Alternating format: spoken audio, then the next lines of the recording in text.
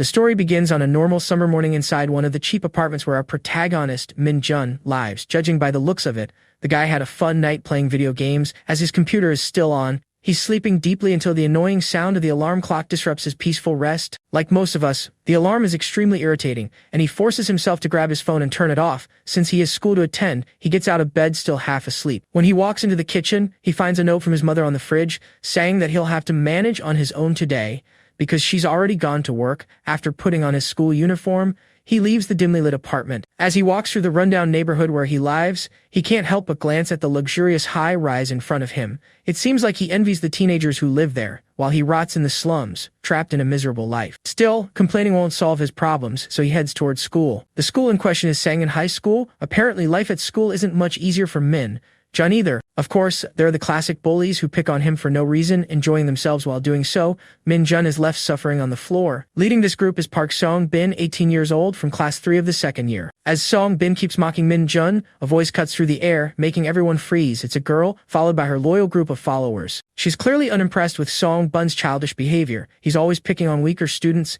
even though she also finds Min Jun pathetic. Still, she believes Song Bun's actions are damaging the school's reputation. Her name is Yana, also 18, from class 3. Song Bin quickly switches his attitude, pretending they're all best friends, treating Min Jun like the class pet, someone you can mess with without consequences. But Yana's point still stands. Song Bin is creating unnecessary chaos in the halls and ruining the school's decorum. If he wants to mess around, he should do it outside school grounds. Song Bin then points out that Yana probably hates Min Jun more than anyone, and now she's preaching morality. Yana defends herself by saying that while she may find Min Jun ugly, she's never physically assaulted him, unlike Song Bin. We learn that Yana and Min Jun have been classmates since middle school, just like Song Bin has known Min Jun for a while. Trying to smooth things over, Song Bin invites Yana to come with him to meet a new friend, but she flat out refuses. Apparently, the last time she agreed to hang out with him, he took her to Min Jun's half-finished apartment, which was smelly, messy, and screamed poverty. So there's no chance she's repeating that experience. The reason this princess has such high standards is that she lives in the luxurious apartment complex Min Jun was eyeing earlier, the same building visible from his home. Her parents are a hospital director and a successful professional, meaning she was born with a silver spoon in her mouth. She's always posting new pictures on social media, and pretty much everyone at school is a fan of hers. On top of that, she excels both in looks and academics. There are even rumors that she'll go to the United States next year to continue her studies. She seems like the perfect person with no real obstacles in life. But she has one major problem she can't get over. She despises poor, weak guys. And guess who fits that description? Yep, it's Min Jun. Back in 8th grade when Min Jun and Yana were in the same class, he finally gathered the courage to talk to her, but she replied with a tone full of disdain and irritation. To her, he was just a stinky little kid who followed her around like a mosquito, something she absolutely hated. Although their houses were along the same path, she couldn't stand walking next to him. She told him to take a different route so she wouldn't have to tolerate his smell. That was the moment it became clear to Min Jun this girl hated him with every fiber of her being. Speaking of smells, he had noticed that she always smelled nice. To him, that must be the scent of wealth. Under normal circumstances, after being humiliated and rejected, most people would start to hate the person who treated them that way. But Min Jun's feelings for her were unwavering. He was loyal to an absurd degree. He always sat next to her, even while being constantly ridiculed and belittled by her cruel remarks. Year after year, same school, same class, same one-sided love. Despite all the constant mockery, he never gave up. At times, he began to question himself, am I crazy to love a girl who mocks me every chance she gets? This is Min Jun's life, physically beaten by Sabin and emotionally tortured by Yana. Welcome to the life of a certified and pathetic loser. Later, Min Jun is hanging out with his two friends, who are just talking about anime, being the otakus they are. The chubby one, in particular, seems obsessed with anime, while the skinny one beside him, Suho, hasn't really been keeping up with the anime scene lately. Meanwhile, Min Jun sits there silently like a background NPC, just observing. Suho, 18 years old, and the chubby one is Bone Jr., also 18. Suho and Bone Jr. are in different classes from Min Jun, but they're the only friends he has who actually share a personality similar to his. The only difference is, they're not the ones being bullied. Min Jun feels seriously envious of them. The only explanation he can come up with is that they're simply lucky. While he's the one who receives all the unwanted attention the world has to offer, his train of thought is interrupted when his friends ask if he's interested in going to a Luminina concert. If he's down, they'll grab extra tickets. The idol model on the phone looks hot, but Min Jun doesn't care about that kind of thing anymore. Honestly, he's lost his last bit of interest in these idols. Of course, his friends think he's missing out on a great opportunity. Now that they're thinking about it, they begin to notice that Min Jun has been looking like a walking corpse lately. As they head out, they can't help but throw out a few colorful remarks about how depressed Min Jun seems, without any apparent reason. Back in class, Min Jun just wants the day to end so he can escape his miserable life. Then he hears Sabin and his crew talking about some random guy who stared them down when they tried to mess with with him. The guy looked intimidating, but the boys are sure that Sabin could have easily taken him down. Apparently this guy came from North Korea to South Korea. They're mocking him for abandoning his parents and running away to save himself. As they talk, the guy they're ridiculing, Kanjal, shows up and hears everything. Naturally, he's not going to take that lying down. Song Bin's ego gets bruised when Akul stares at him like he's nothing. Song grabs him by the collar, but this Sigma doesn't even react to the aggressive move. He simply suggests that Song Bin shouldn't badmouth others unless he's ready for the consequences. Song Bin refuses to let go. But before things escalate into complete chaos, his lackeys step in to calm him down. Eventually, Song Bin lets go of Kuel, but not before threatening his life. While all of this is happening, Min Jun is just sitting quietly in the background, wondering to himself when he'll finally be free from this hellish school. When school ends, Min Jun walks home, his mind spinning with all kinds of thoughts. He's seriously considering dropping out completely. It seems like his only way out of this miserable life. He's made up his mind. There's no turning back now. That's when Seong Bin and his goons cross his path. Curiously, they seem happy to see him. Seong wants cigarettes and tells our protagonist to ask a woman nearby to buy them at the convenience store. After all, they're underage and can't buy them themselves. Of course, Min Jun knows this is just another way for Seong Bin to bully him, and he's had enough. Instead of putting up with it, he simply ignores them and keeps walking home. Song gets furious that Min Jun is ignoring him. As expected, he and his thugs beat Min Jun up and dump him in an abandoned construction site. Song holds a brick which he uses repeatedly to bash Min Jun's head. They hope this beating will teach him to obey, but Min Jun has reached his limit. With a broken, defeated voice, he tells Song to just kill him. He's lost the will to live. Dying feels like the only escape. For some reason, that response really enrages Song. He gets even angrier and kicks the boy one last time before leaving. Before walking away, the bastard makes one final threat: if Min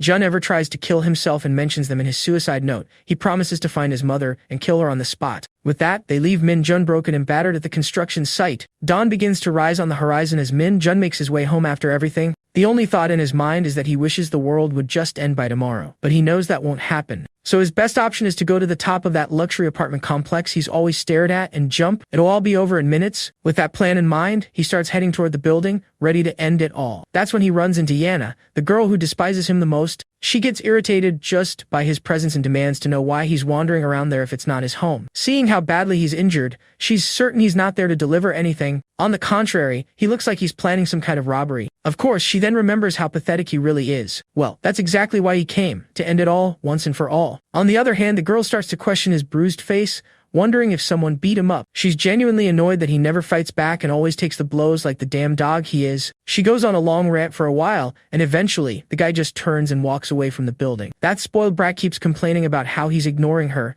but eventually gives up and decides to continue this conversation the next day. Later, Min Jun returns to his cramped, smelly apartment to relax. He turns on his PC and puts on his headphones to dive into some video games. Thinking about everything that happened, he realizes she wasn't wrong. He really does deserve everything she said. That's why he's never going back to school again. Starting tomorrow, he plans to get a job and help his mother with household expenses. Night falls and Min Jun is still wrecking enemies in his FPS game, mowing down waves of zombies. Suddenly, his friends in the live chat say they're logging off and leaving, which doesn't make any sense to Min Jun. After all, it's only 10 p.m. There's still a good 2 hours until midnight. That's when his friends remind him about the breaking news, the outbreak. The world outside is in chaos right now, and as if it were fate, Min Jun hears a commotion outside. He gets up and cautiously walks to the front door. Just as someone starts banging insistently, he checks the peephole before opening it. It appears to be one of his upstairs neighbors, asking him to open the door in a trembling voice. Upon hearing this, Min Jun assumes the guy is drunk again, but he doesn't realize that man is no longer his drunken neighbor. He makes the mistake of opening the door. The first thing he notices is the blood covering the man's entire body, along with a massive torn wound on his stomach. Even so, Min Jun thinks the man must have been seriously injured and considers calling emergency services. But then the zombified man lets out an inhuman scream before lunging at Min Jun. They both fall to the ground, the zombie landing on top of him. Min Jun finally kicks him away after realizing the man is completely out of his mind. He crawls backward and locks the door. His heart is pounding, his breathing is heavy, his legs tremble uncontrollably. There's no way that psycho is just his normal neighbor. He grabs his phone to call the police, but nothing connects. That's when he notices the emergency alerts on the screen. Unknown attacks are happening in Seoul and in unspecified regions. Everyone is being advised to stay indoors for their safety. Then he hears chaos erupting just above his basement apartment. He opens the window just enough to peek outside, and what he sees is pure hell. People are literally tearing each other apart. He even sees his neighbor again, still roaming the streets and causing destruction. That's when he starts worrying about his mother and tries calling her, but there's no signal. Night falls and Min Jun turns off all the lights in the apartment, curling up in a corner under a blanket. He tries connecting any network, but nothing works. no signal, no updates. He turns on the TV in search of answers about this chaotic situation. The news anchor reports a series of brutal murders committed by unidentified civilians across the country. The government is calling it an act of indiscriminate terrorism and says they are investigating the cause and those responsible, but there are still no concrete details. The anchor urges everyone to stay home,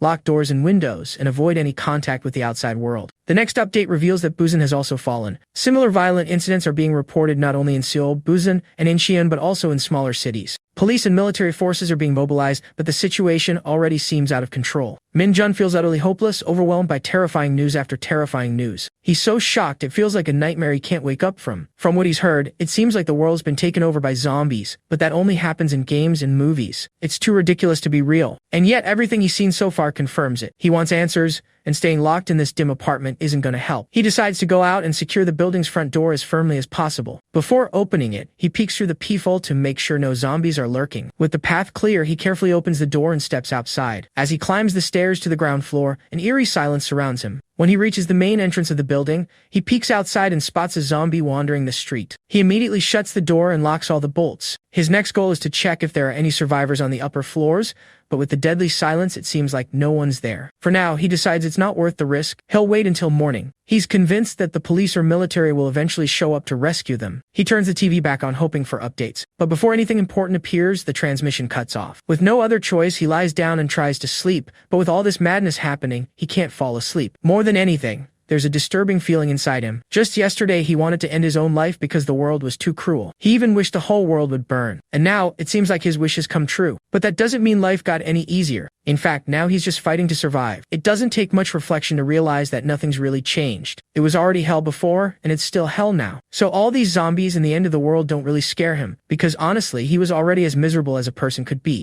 Morning comes. The streets are filled with abandoned cars, zombies wandering everywhere. Min-jun finally opens the main door and risks peeking outside. The air feels wrong. There's a strong metallic smell of blood hanging over everything, so intense that he slams the door shut and locks it again. Going out without preparation would be suicide. He heads to the kitchen and luckily he has enough supplies. 4 packs of ramen, 6 cups of instant noodles, some pre-cooked rice and raw rice. Enough food for about 2 weeks. He has 3 bottles of water. Thankful the tap still works. Even the gas is still running. For now, if he manages his supplies well, he can last about a month. That should be enough time for someone to find him. Maybe a rescue team will eventually help him escape. For now, his biggest concern is his mother. Since he can't connect to the network, there's no way to know what happened to her. All he can do is hope that she's alive and safe. Then he remembers, there are 5 families living in this building. In one of them, a college student used to live in the rooftop room. He recalls the guy being a real flirt, always bringing his girlfriend over every Tuesday for their little fun. Since yesterday was Tuesday, that means the couple might still be trapped up there. Min-jun gathers his courage and finally starts climbing to the upper floors.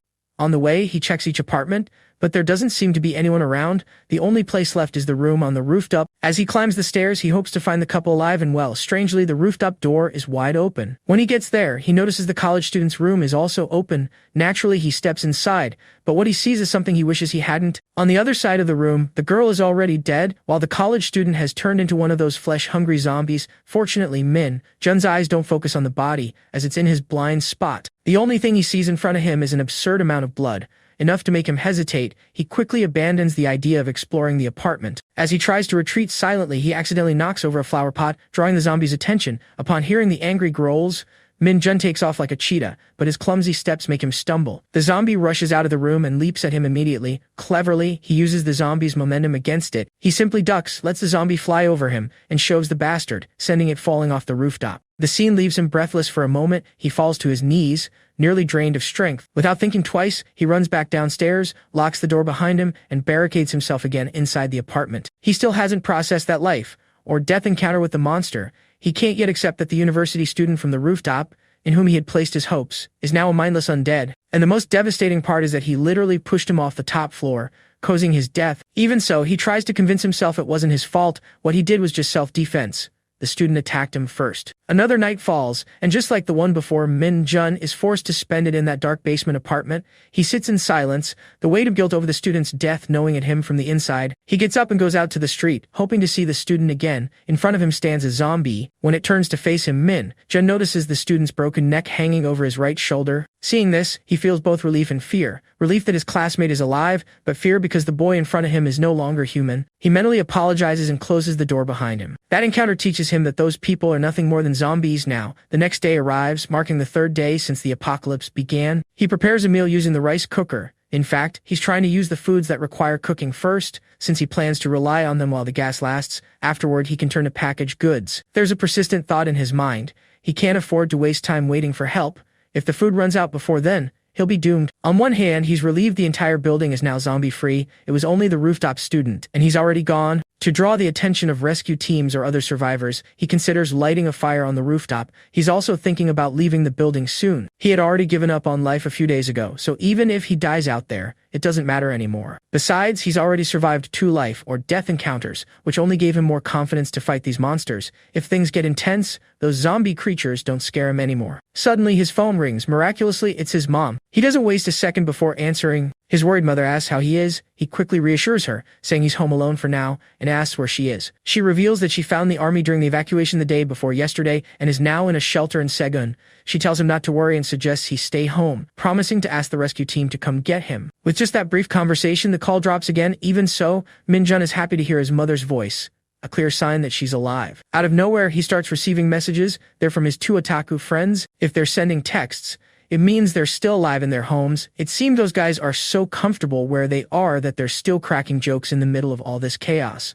His 2 friends live close to each other, so Minjun is certain they helped each other in this situation. Besides them and his mother, there's one more person whose whereabouts he wants to confirm. Ina, the woman who always humiliated him. Of all the people he knows, she lives the closest, but he's not sure if she would ever return to his place, considering how much she hated it there. He remembers the past when Seong Bin and his gang were having fun in his apartment. One of them had invited Ina, but didn't tell her it was Minjun's place, someone she despised. Everyone was laughing while Minjun panicked at the news of her coming. When she finally arrived and saw the cramped, dirty place, she simply stared, hesitating at the smell of cigarettes, the sticky, moldy floor. She didn't even step inside and turned back immediately. At the time, Minjun was devastated by the look of disgust on her face. What hurt him most wasn't Park Bin and his crew taking over his home, but Ina's reaction upon seeing it. Now sitting on the toilet, he wonders if she's still alive, but even if she had turned into a zombie, Minjun wouldn't be too shaken. After all, his father is the director of a hospital. He still hopes his dad might discover which virus caused the outbreak, becoming one of the candidates to find a cure. But in the end, shouldn't he be more worried about his own survival than hers? Being the spoiled rich girl she is, she probably already escaped safely. But then a familiar voice calls out to him. He begins to feel unsettled as he recognizes it. It's coming from outside the apartment. Through the window, she tries to call him,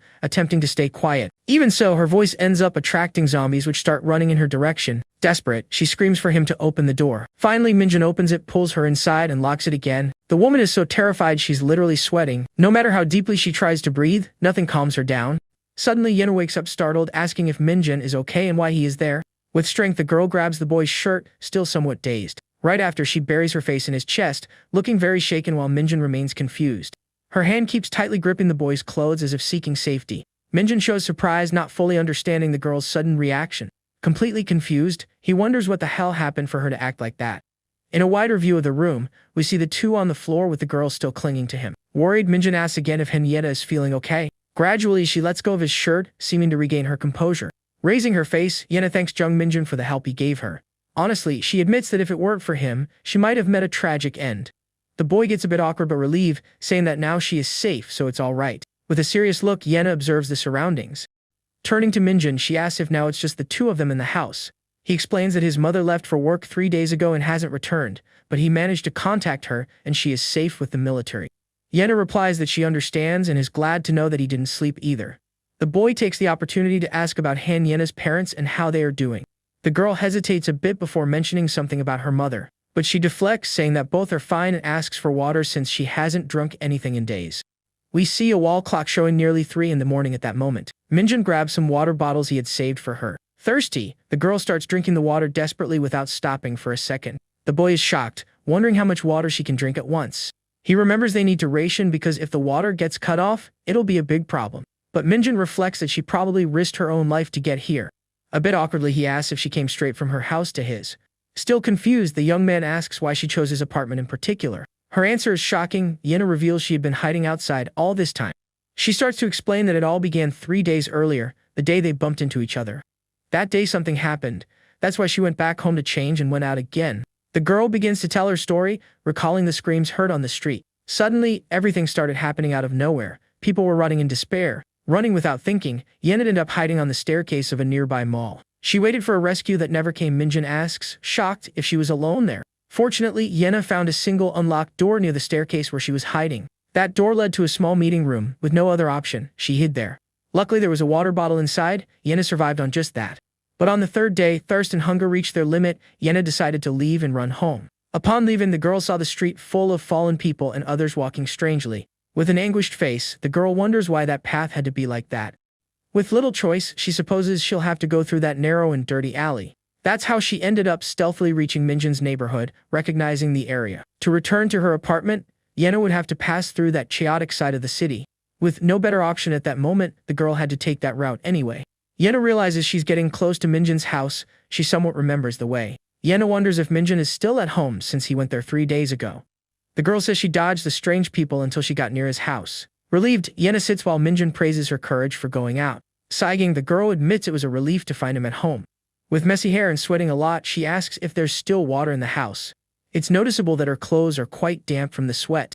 The boy just looks at the girl with a focused expression. Minjun comments that she sweated a lot and asks if she wants to change clothes. The girl seems surprised by the boy's question, blushing a little. Annoyed, Yena calls him crazy and kicks him, saying he deserved to get hit. Too tired to argue, she asks if she can take a shower if the water is working.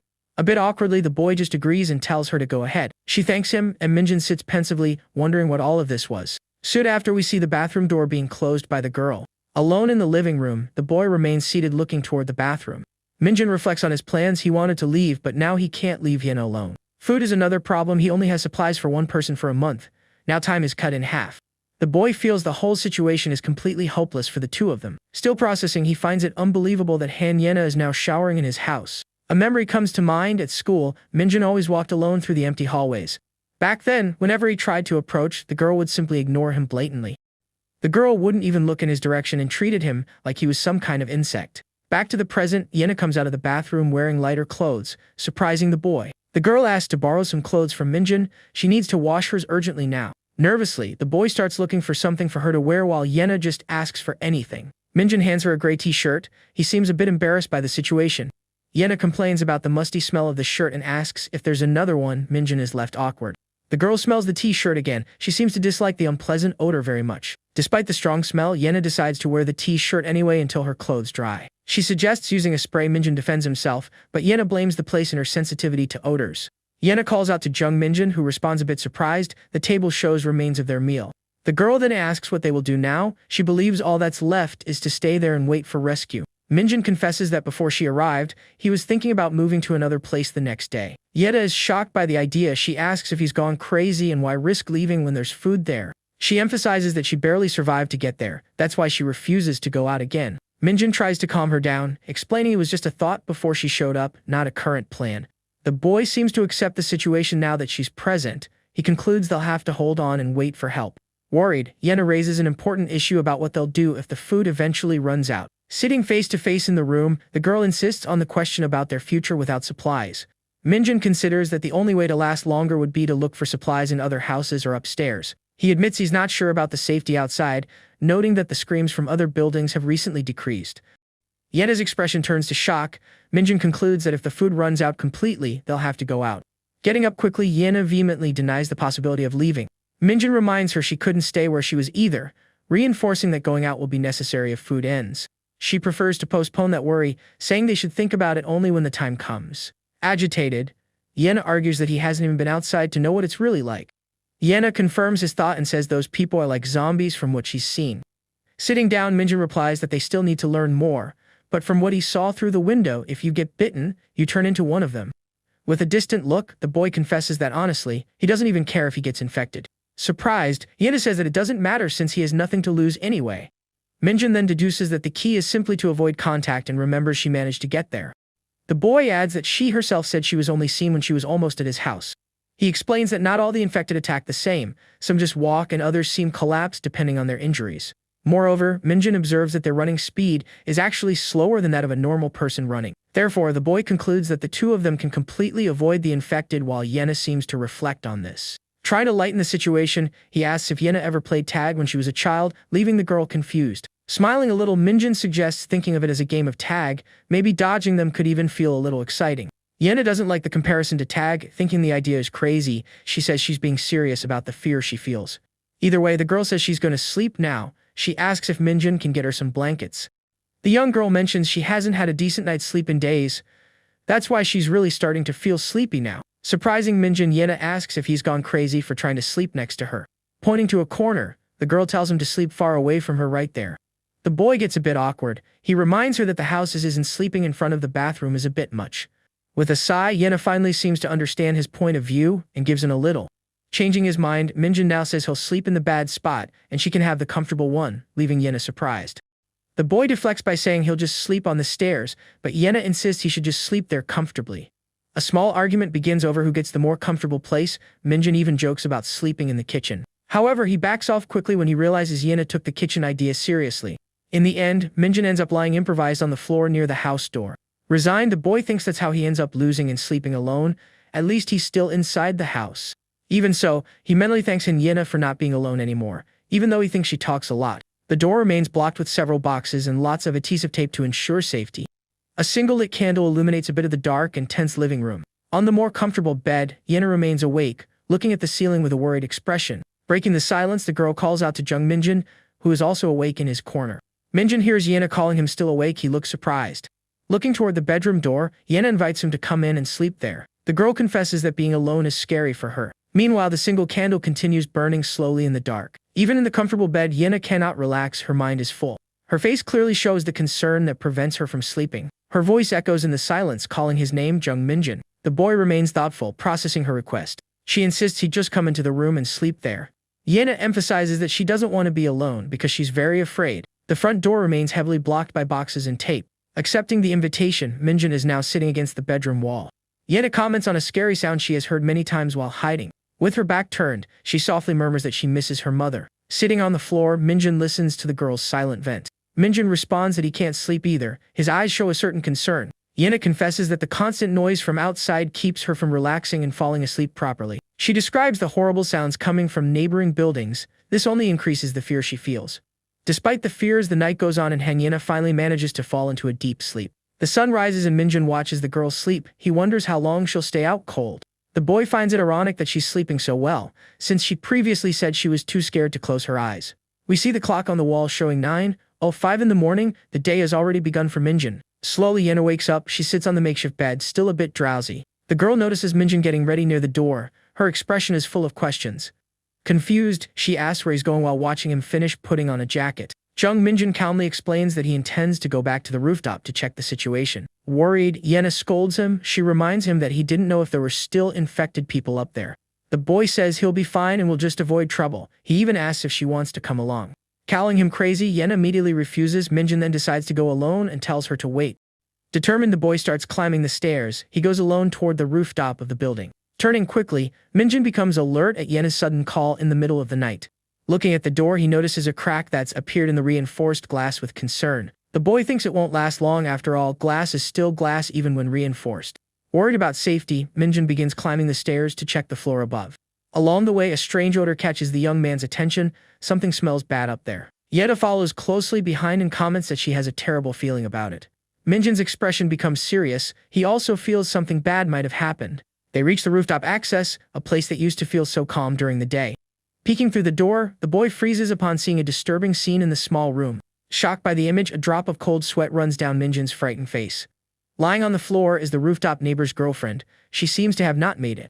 Faced with the sad situation, Minjin decides the least he can do is say a quick prayer for her. With sorrow, the young man moves away from the entrance of that now silent room.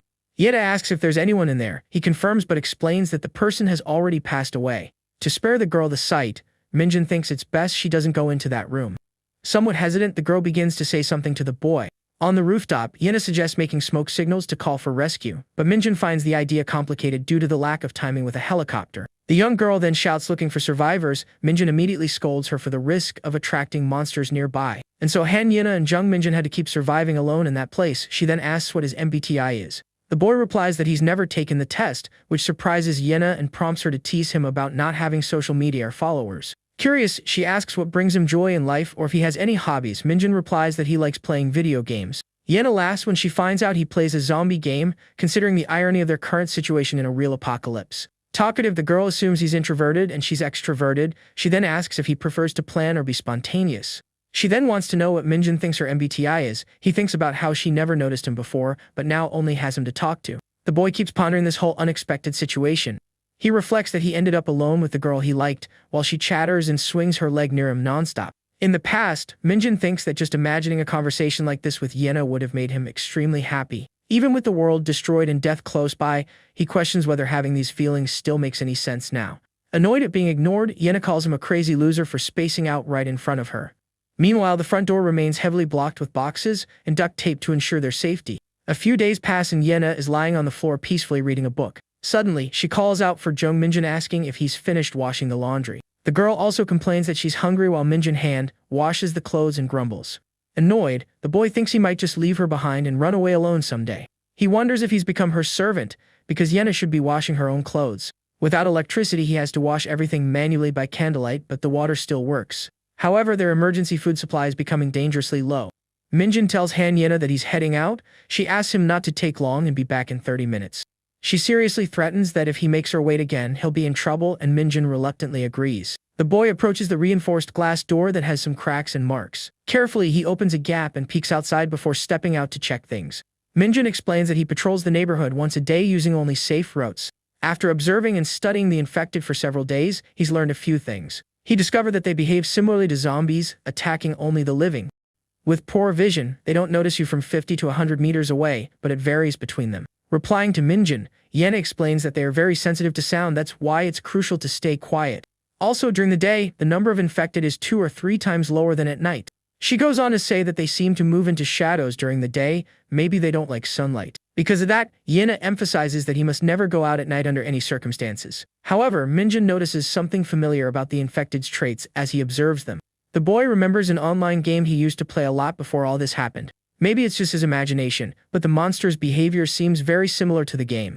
The boy thinks he might be too immersed in that game. It must be just a strange coincidence. He considers that it can't be. But if the infected are connected to the game, the end of the world is coming. The next day, the front door of the building appears with the glass broken, showing danger outside. Meanwhile, inside, Yena complains about having finished her comics, feeling bored. Looking at the wall clock, she realizes time is passing very slowly in there. The girl grumbles at that jerk Jung Minjin is late again getting back. She thinks he's been listening to her less and less. Maybe she needs to train him better or something. Suddenly, the familiar sound of a helicopter echoes once again, but she wonders what the point is. The next day, the city looks calm from a distance, but tension still hangs in the air. Time passes slowly and the clock already shows almost 4:30 in the afternoon. Alone in the apartment, Yena starts to look visibly worried about Minjin's delay. In her thoughts, she curses the boy and wonders why he hasn't come back home yet. More than an hour and a half has passed, and the girl paces nervously, thinking the worst. Irritated, she complains that Minjin only understands things after getting hit and decides she'll stop him from going out tomorrow. Meanwhile, the sun begins to set, painting the city sky in orange tones. Yena's worry increases even more as night approaches. With a trembling voice, she mentally pleads for Jung Minjin not to be hurt. The candle keeps burning while Yena remembers that more infected appear after dark. Curled up in a corner, she quietly begs for the boy to come back home soon. The fear of being alone consumes her, and she pleads not to be abandoned there. Suddenly, a noise at the door makes Yena raise her head quickly, startled. The door opens and Minjin comes in, panting, calling out for Han Yena and asking her to look at something. The boy seems surprised or maybe confused by what he found upon returning. Turning to the boy, Yena looks at him with an unhappy expression. She asks if he's gone crazy, wondering if he really wants to get in trouble for being 3 hours late. The girl moves forward to deal with him, but Minjin asks her to wait a second and look at something. Showing a piece of paper, he explains that a helicopter dropped leaflets earlier, and that's why he was late picking them up. With wide eyes and a tear rolling down, Yena seems shocked by the boy's sudden revelation. Not understanding anything, the girl grabs the leaflet and asks what the hell it is. Looking directly at Minjin, the girl is still processing the information she just got from him. Annoyed, Yena repeats that he's very late and asks if he has a death wish. About to scold him physically, Minjin interrupts, asking her to calm down and look at what he brought. The boy explains his delay by saying he had to fetch the leaflets dropped by the helicopter earlier. Holding the paper, Yena's face shows a mix of shock and apprehension as she reads the content. Confused and a bit scared, she asks again what the warning on the paper means. The leaflet says that the gangbuk area will go into lockdown, requiring immediate evacuation. Yena realizes that's where they are. She notes the deadline is tomorrow. Minjin points to the back of the paper, telling her to check the safety status. The back shows that their neighborhood Jongmun-dong is koshin, but surrounding areas are labeled very dangerous. Yena turns to him with a serious look. She warns that things could soon get even worse there. Holding the paper, the girl concludes that waiting for rescue is the worst choice they could have made. Worried, Minjin asks if they need to flee Gangbuk immediately. He wonders if that's even possible. The boy recalls hearing that Yuzhongbu is also dangerous. He tries to figure out where exactly the blockade will be. Given the situation and the information about the north, Minjin realizes they need to believe what they read. Concluding his thoughts, the only option left is to try crossing the Han River to the south. Minjin analyzes the fastest routes but realizes that Yongsan and Songdong are also very dangerous areas. Fortunately, the paper shows that Yangqi and Dong, not too far from there, seems to be at a safer level. Surprised by his analysis, Yen admits she thought Minjin was a nobody, but he's smarter than she expected. Crouched and determined, the boy reinforces that either way, they need to leave there immediately. Yena gets nervous. She asks if he's thinking of leaving right now since it's nighttime. She suggests leaving in the morning to avoid the infected and questions whether they can really reach Yangqi and Dong. Desperate, the girl asks to wait a few more days. She believes the rescue will still come. Minjin loses his patience and yells her name. He says that if she wants to stay there and meet a bad end, she can stay. He seriously warns that he'll leave as soon as the sun rises the next day, leaving Yena shocked by his firmness. Yena asks if she should pack her things first and asks Minjin for an extra bag. Outside, the sun has already risen, indicating a new day has begun in the city. The door remains blocked by boxes and tape, ensuring their safety for now. Minjin then turns and asks if they can go. Yena hesitantly agrees. Before they leave, however, the boy seems to have something more to say to her. The boy asks if she's sure about not going to the hospital where her father is. He reminds her that she mentioned her father worked there and suggests checking if he's okay. Yena's eyes show a quick change, maybe touched by his concern. Forcing a smile, the girl dodges the topic, saying it's all right and hurries to leave. She explains that in their last conversation, her father said he fled with her mother to a shelter. The girl insists again that they leave right away, leaving Minjin a bit confused by her reaction. Outside, the sun shines brightly through the buildings and electrical wires on the street. Carefully, Minjin steps out first into a dirty alley with red marks on the ground. Peeking around a corner, he spots one of those creatures stumbling in the distance. Quickly, the boy gives a thumbs-up signal to Yena, who is right behind him. The scene shifts to a devastated street with an overturned ambulance. Bodies and red stains indicate the chaos outside. Cautiously, Minjin and Yena sneak through the destroyed street. They need to be careful as infected roam nearby. Minjin points out the way forward through the debris-filled street. Yena quickly agrees, following the boy. A wider view reveals the city street blocked by a crashed bus. Fallen trees also hinder the passage. In detail, we see the bus's broken, blood-stained window. A birthday add contrast with the horror scene. Minjin reflects that moving now is easier. He admits being very scared before and warns about dark places. The boy explains that there usually aren't many infected where the sun hits hard, but that doesn't mean they never attack. Yena asks if their destination, Yangqi and Dong, is still far away. Minjin asks for patience while she complains about not having a bicycle. Minjin agrees that transportation would help, but without communication it's difficult. He also wonders why all the bikes disappeared from there. Sweating and visibly tired, Yena asks for a 5-minute break. She thinks they're walking too fast. The girl insists, saying that her legs hurt a lot from the walk. Minjin just watches her silently for a moment. With irony, Minjin suggests they go have a coffee and simply keeps walking. Yena stays behind, irritated, calling him a bastard. Yena complains that now he's starting to annoy her and threatens him for when they arrive. Minjin just tells her to stay quiet so they don't attract zombies. Again, a more distant shot shows the buildings of the silent city. Only their footsteps echo faintly through the empty streets. Focusing on their feet as they walk, Yena asks once more how much longer it will take.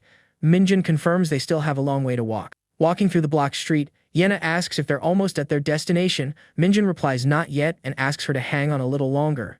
As they walk, listening to Yena's complaints and avoiding dangers, the boy thinks she asks for water but Minjin refuses, saying it's precious now. Getting closer, they see a street completely blocked by a truck and old furniture.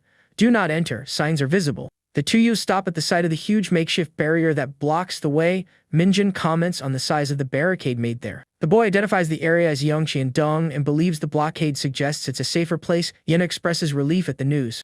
Excited, she asks if there might be survivors and suggests checking quickly. Minjin reflects that survivors would likely be guarding the area. Minjin notices the absence of infected and the usual full smell. He starts climbing the barricade, asking Yena to stay alert.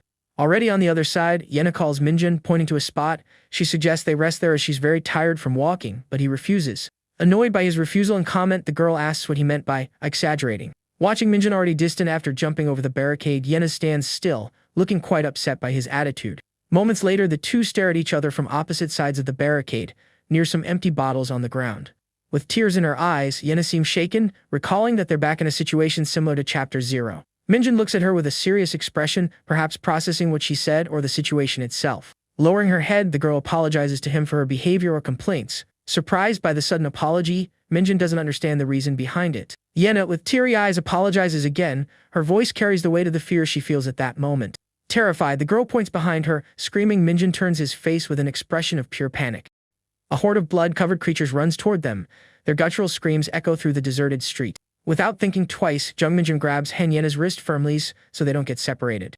Pulling the girl with him, the boy starts running desperately away from the imminent danger approaching. They flee through the chaotic street, dodging obstacles. The infected continue the relentless pursuit right behind.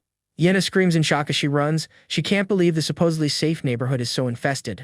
Ahead, they spot a man hurriedly trying to block an entrance. He seemed to be a survivor. The man gestures frantically and yells for them to go quickly in that direction. He seems eager to help. Minjin pushes Yena to safety but says he'll help the man close the door and block the passage. The girl is surprised to hear his name. Jung Minjin yells for Han Yena to hide quickly inside. The boy and the other survivor grab a heavy wooden shelf, ready to use it as a barricade. Counting to 3, they push the furniture with force, just as a creature reaches the entrance. The horrifying creature tries to force its way through the gap. Its deformed face stares at the man.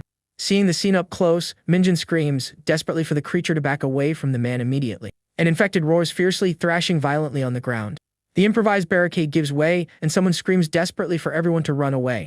Yena panics, yelling for them to run to the back immediately. Without thinking twice, the two dash down the narrow alley. They climb a pile of furniture as an infected gets dangerously close. At the top of the barricade, Yena says they need to jump and Minjin nervously agrees. The two jump together, landing hard on the other side. After the fall, Yena screams in pain, saying she twisted her ankle, leaving Minjin shocked. Seeing the situation, the boy can't hold back a scream of pure terror. In front of them, two infected run toward the motionless pair. A close-up of Minjin's eye reveals a flash of memory or decision. A memory comes back, reminding him how frustrating it was and that he had to fight back. The memory is of Yena thinking he was pathetic for not having the courage to fight. Recalling how miserable his life was, he draws a knife, thinking it doesn't matter if he dies there. The girl watches him with a surprised expression at his sudden change. In a low voice, Yena calls the name of Jung Minjin, who is lying near the door. Minjin's mind returns to a tense moment, facing an enemy while thinking he wouldn't die running away. Putting the knife back in his coat, the boy considers the possibility of meeting his end in that situation. Back to the present, Yena watches Minjin with a worried expression on her delicate face. Seeing him silent, the girl insists, softly calling the name of Jung Minjin once again. At that moment, his thoughts were firm. He wouldn't die running away like a pathetic coward. Suddenly, the sound of a motorcycle approaching quickly grabs everyone's attention. A shout warns Minjin to duck as the motorcycle dangerously appears from behind. Caught completely off guard, Minjin's face shows only shock and momentary confusion. Quickly, the motorcycle rider hits the enemy with a bat right in the head. The attacker celebrates the hit while another guy nearby yells for them to also get Jung Minjin. The attackers shout heavy insults and threaten to brutally wipe out Minjin. With a sinister laugh, the attacker comments how insane the impact was and how beating others like that is so fun. Turning, the attacker finally notices Han Yena standing nearby with a scared expression. Surprised, the attacker recognizes her, calling Han Yena by name and asking what she's doing there. Confused, Minjin wonders who this unknown guy that suddenly appeared might be. Realizing who's approaching, Minjin thinks to himself that he's completely screwed now. With a bat in hand, Park Seonbin appears. He calls Minjin an idiot and asks why he's with Han Yena, laughing a bit. Minjin regrets encountering someone he wanted to avoid more than the infected themselves in that tense moment. Seonbin notices the knife in Minjin's hand and starts mocking him, asking if he planned to fight monsters with that. The bully then asks if the two just randomly met, finding their pairing quite odd and funny. The girl thanks the group, saying she would have been gone without their help, but Seonbin just mocks, saying he saved her life. Changing the subject, Seonbin invites Yena to go with him to a safe hideout with other survivors. The boy then wonders if that place is really safe, while Seonbin assures it is because there are adults there. One of Seonbin's buddies mentions that gangbook is closing, suggesting they leave, but Seonbin says it's too late in a suspicious tone. Seonbin offers Yena a ride on the scooter, which she accepts. Minjin asks where she's going, and the bully tells him and his friend to use the kick scooter. Seonbin's look shows he might be plotting something or hiding his true intentions from the group. Han Yena seems a bit thoughtful, maybe suspicious of the situation or just processing everything that recently happened. Seonbin's friend asks if it's safe to bring Yena with them. Seonbin fakes surprise but agrees, leaving the girl confused. Seonbin brushes it off, saying it's nothing, and hurries the girl to hop on the scooter without giving any further explanations about the matter. Yena asks about Minjin, wanting to know how they're going to take him along. The other guy seems surprised by the idea. The girl suggests abandoning Minjin. She thinks he'll only slow them down and they still need to save food. Mockingly, the girl wishes Minjin good luck surviving out there alone with a small laugh. The guy with the bat decides they'll take him. He argues that it doesn't hurt to have one more person in the group. Watching everything, Minjin refuses the offer. He says he's not going with them, leaving the other guy confused. Minjin says he'll handle everything on his own. He mentions that he has a specific place to go now. Yena shows concern about his decision and calls his name. Her expression is one of distress. Ignoring the call, Minjin turns his back and starts walking away from the group, going his own way. The back guy gets annoyed at being ignored. He reminds Minjin of the last time and makes a serious threat. The aggressor says the country is finished so he can do whatever he wants. He threatens to beat Minjin like he did with the monsters. Minjin stares down the bully with a cold and serious expression. He doesn't seem intimidated by the threat. The group gathers, staring at Minjin. The leader calls him a loser and tells him to come over to them now. Yena is shocked by the threat. She asks Park Seongbin if he's gone crazy for wanting to attack him. Minjin remembers that it was Seongbin who attacked him before. He realizes the guy is still the same as ever. Elsewhere, or in a memory, a boy suggests to Changmin that taking Yena along would be the perfect chance for something. Still awake, Yena asks if Minjin also saw the strange guy who was following them earlier. The boy isn't sure who she's talking about, looking thoughtful about her question. She describes a man with a hat covering his face and wearing a strange suit. With the description, Minjin remembers having seen someone suspicious like that near his house before. Meanwhile, Park Seongbin chats with his friends, mocking Minjin because of Yena. He mentions having seen photos of her on Instagram and confirms she's just as attractive in person. A friend asks why Seongbin is messing with her and if Minjin wasn't already involved with her. Back on the street, Minjin seems apprehensive upon seeing Seongbin's group approaching them. Seongbin falsely apologizes for overreacting earlier in front of Yena. Minjin, with little choice and looking cornered, agrees to go along with their group. Seongbin looks at Minjin with an air of being in control of the situation now. He says it's better that way, claiming leave in the neighborhood at that moment would be too dangerous. The bully suggests they first go to the hideout to rest, promising to take him wherever he wants afterward. They start walking through an area that seems to lead to a more isolated and suspicious place. Confused, Minjin asks exactly where they're going, already feeling suspicious of the location. Responding to the moment, Minjin says he has a bad feeling. He thinks the guys outside might try something against the two of them. The girl tries to calm him down. She mentions Park Seongbin has been her lackey since elementary school. She promises to protect him if he tries anything. She asks about other survivors in the supposed hideout. Minjin questions if she really believes that. He knows their character. The boy insists. He asks if Yena still sees Park Seongbin as just some childhood acquaintance. The girl's expression turns serious. It seems Minjin's words made her think about her real situation with Seongbin. We see Park Seongbin from behind, walking down the hallway with a bat in hand. Yena then calls out loudly to him. Surprised, the group turns to face them. Yena awkwardly says they're just going back to their place now. The girl explains her plans. She heard her parents are in the Seopyeong shelter. She needs to go today before it's too late. Minjin is completely surprised by the news. He asks if there really is a functioning shelter in Seopyeong. The boy counters the information. As far as he knows, the Seopyeong area was completely destroyed during the incidents. Seongbin cuts in. He asks why Yena would risk going with a nobody like Minjin. He suggests she go with them tomorrow instead. Nervous, the girl tries to change the subject. She says it's urgent and they need to leave right now. Polling Minjin, Yena tries to get out of there quickly with a nervous laugh, but their group doesn't seem convinced. However, a rusty baseball bat suddenly appears, blocking their path and stopping them from passing. Seongbin stares firmly at the girl. He repeats that he already warned her. If she's gonna leave, it'll be with his group and only tomorrow.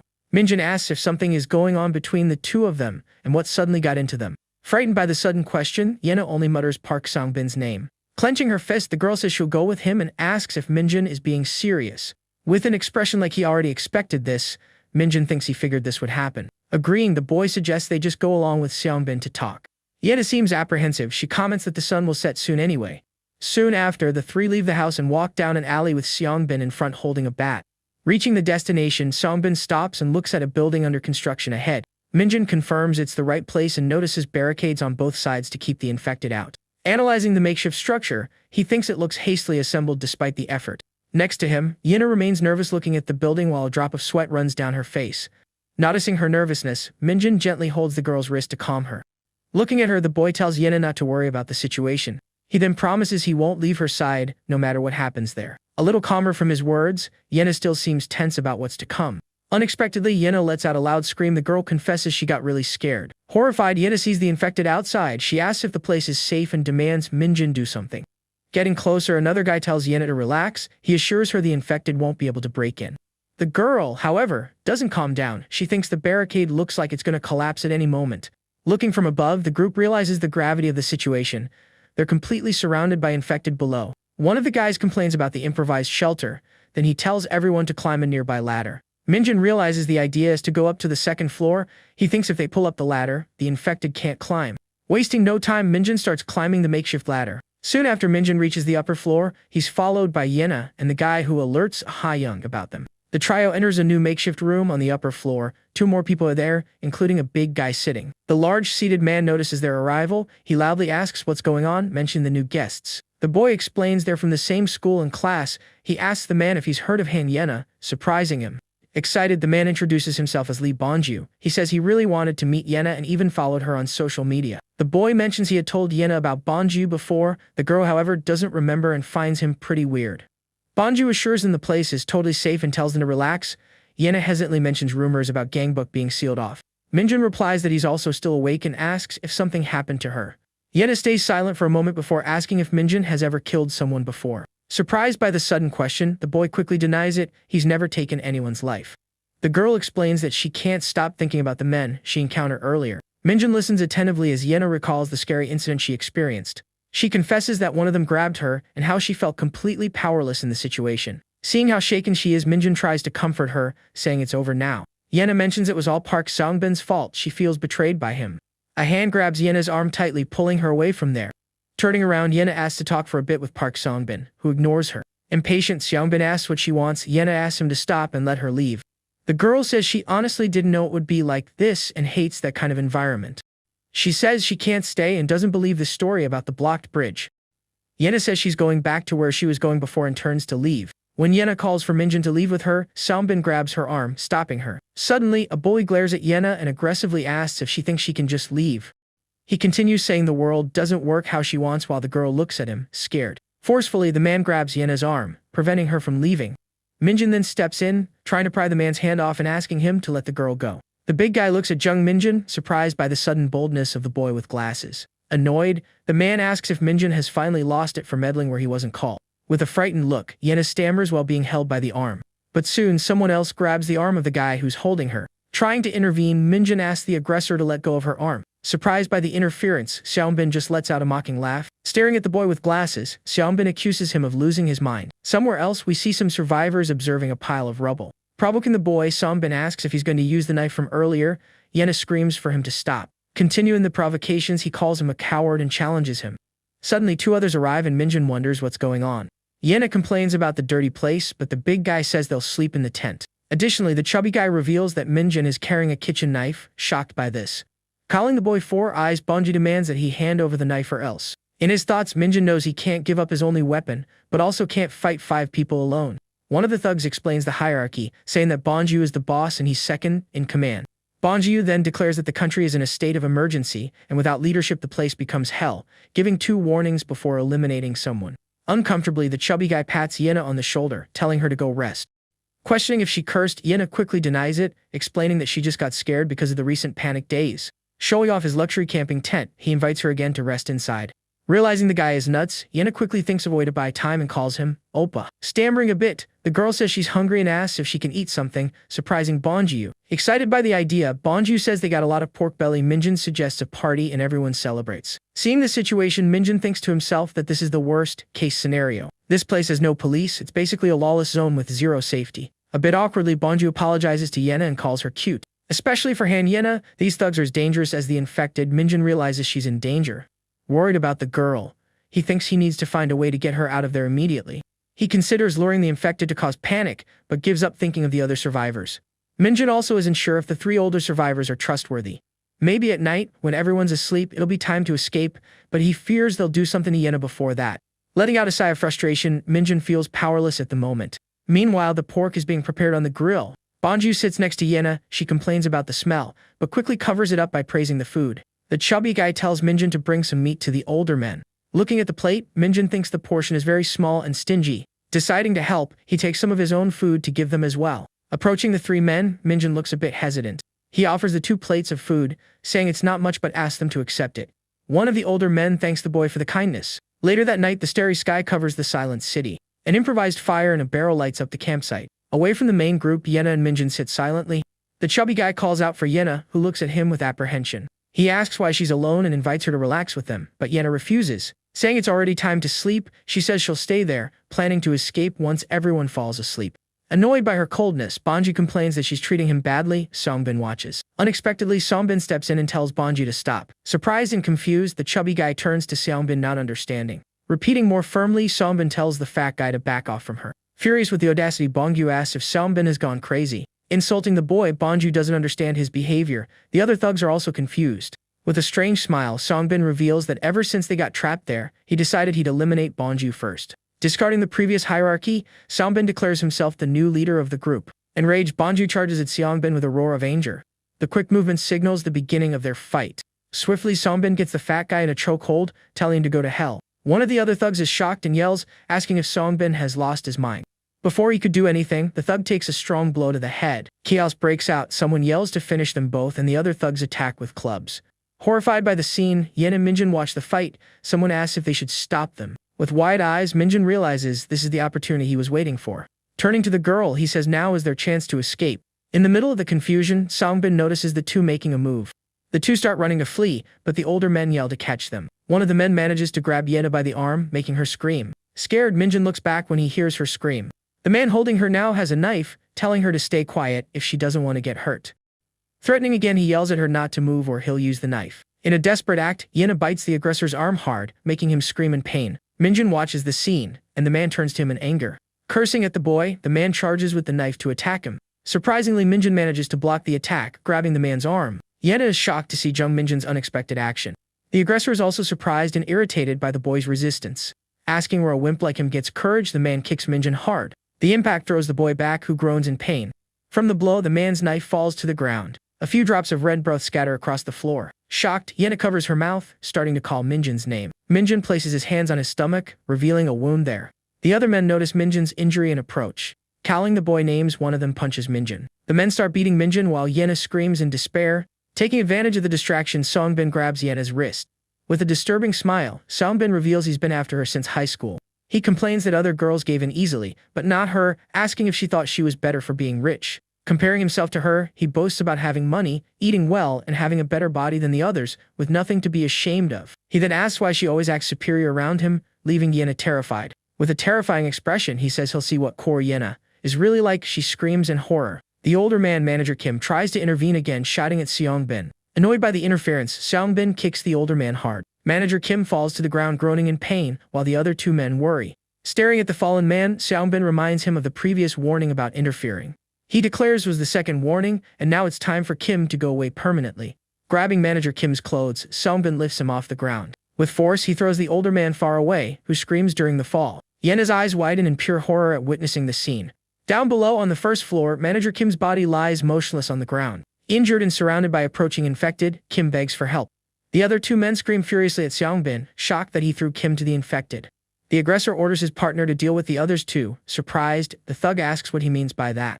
Annoyed, the man yells, explaining what else could it be. He orders them to throw everyone except Yena to the first floor. On the floor, Minjin groans in pain from the hard impact. Yena desperately calls his name, asking if he's okay.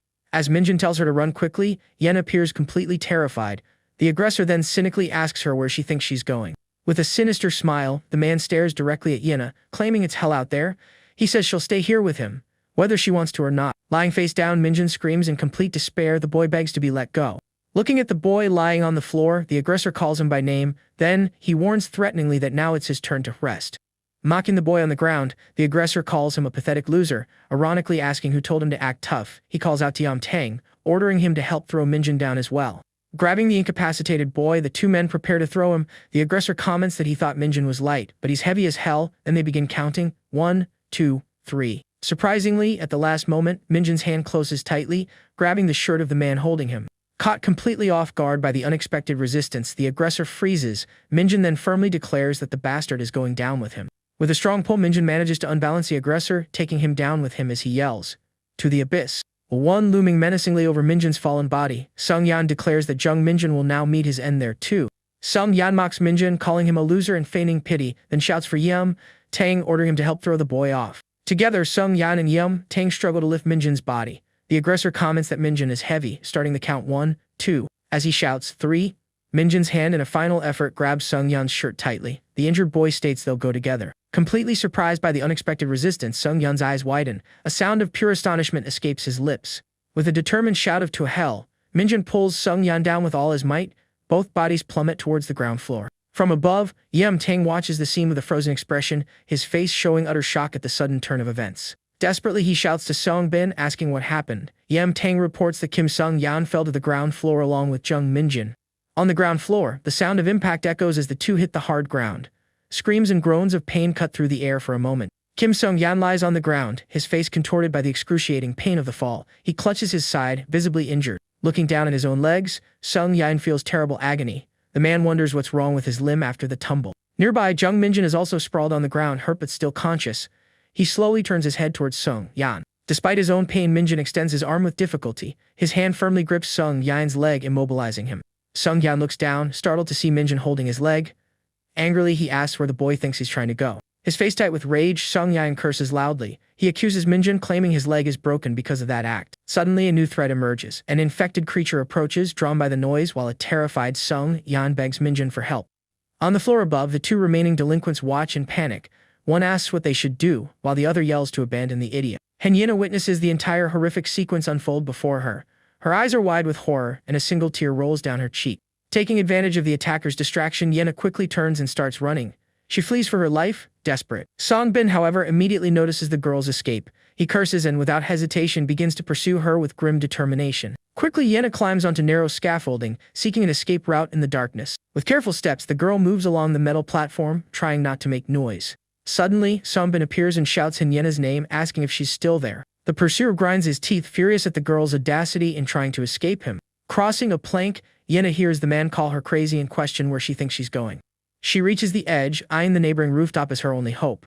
Tears stream down the young woman's face as Song-bin threatens that he's going to catch her. Without hesitating, Henyena propels her body forward and starts running along the narrow ledge.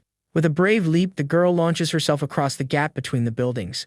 As she lands, she stumbles for a moment and lets out a small cry of fright. Though terrified, determination shines in Yena's eyes as she keeps going. Song-bin watches in disbelief, cursing as he realizes she's managing to get away. With a roar of anger, the aggressor vows he will catch her no matter what. The man runs and also jumps between the structures, following her tracks. However, looking down during the jump, Song-bin realizes something is wrong. His foot slips on the edge and the pursuer loses his balance, falling into the void. A dull thud echoes as Song-bin's body hits the ground with full force. From above, Yena watches the fall and realizes this is her chance to ensure her escape. Cupping her hands around her mouth, the girl shouts loudly, "Over here, over here!" Immediately, the infected on the lower level turn their heads towards the sound. At the sound of Yena's cry, the infected quickly surround Song-bin on the ground below.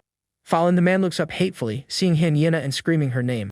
From the rooftop, the girl points at the aggressor, alerting the creatures to his presence. Enraged, Song-bin curses Yena and swears he will definitely end her life.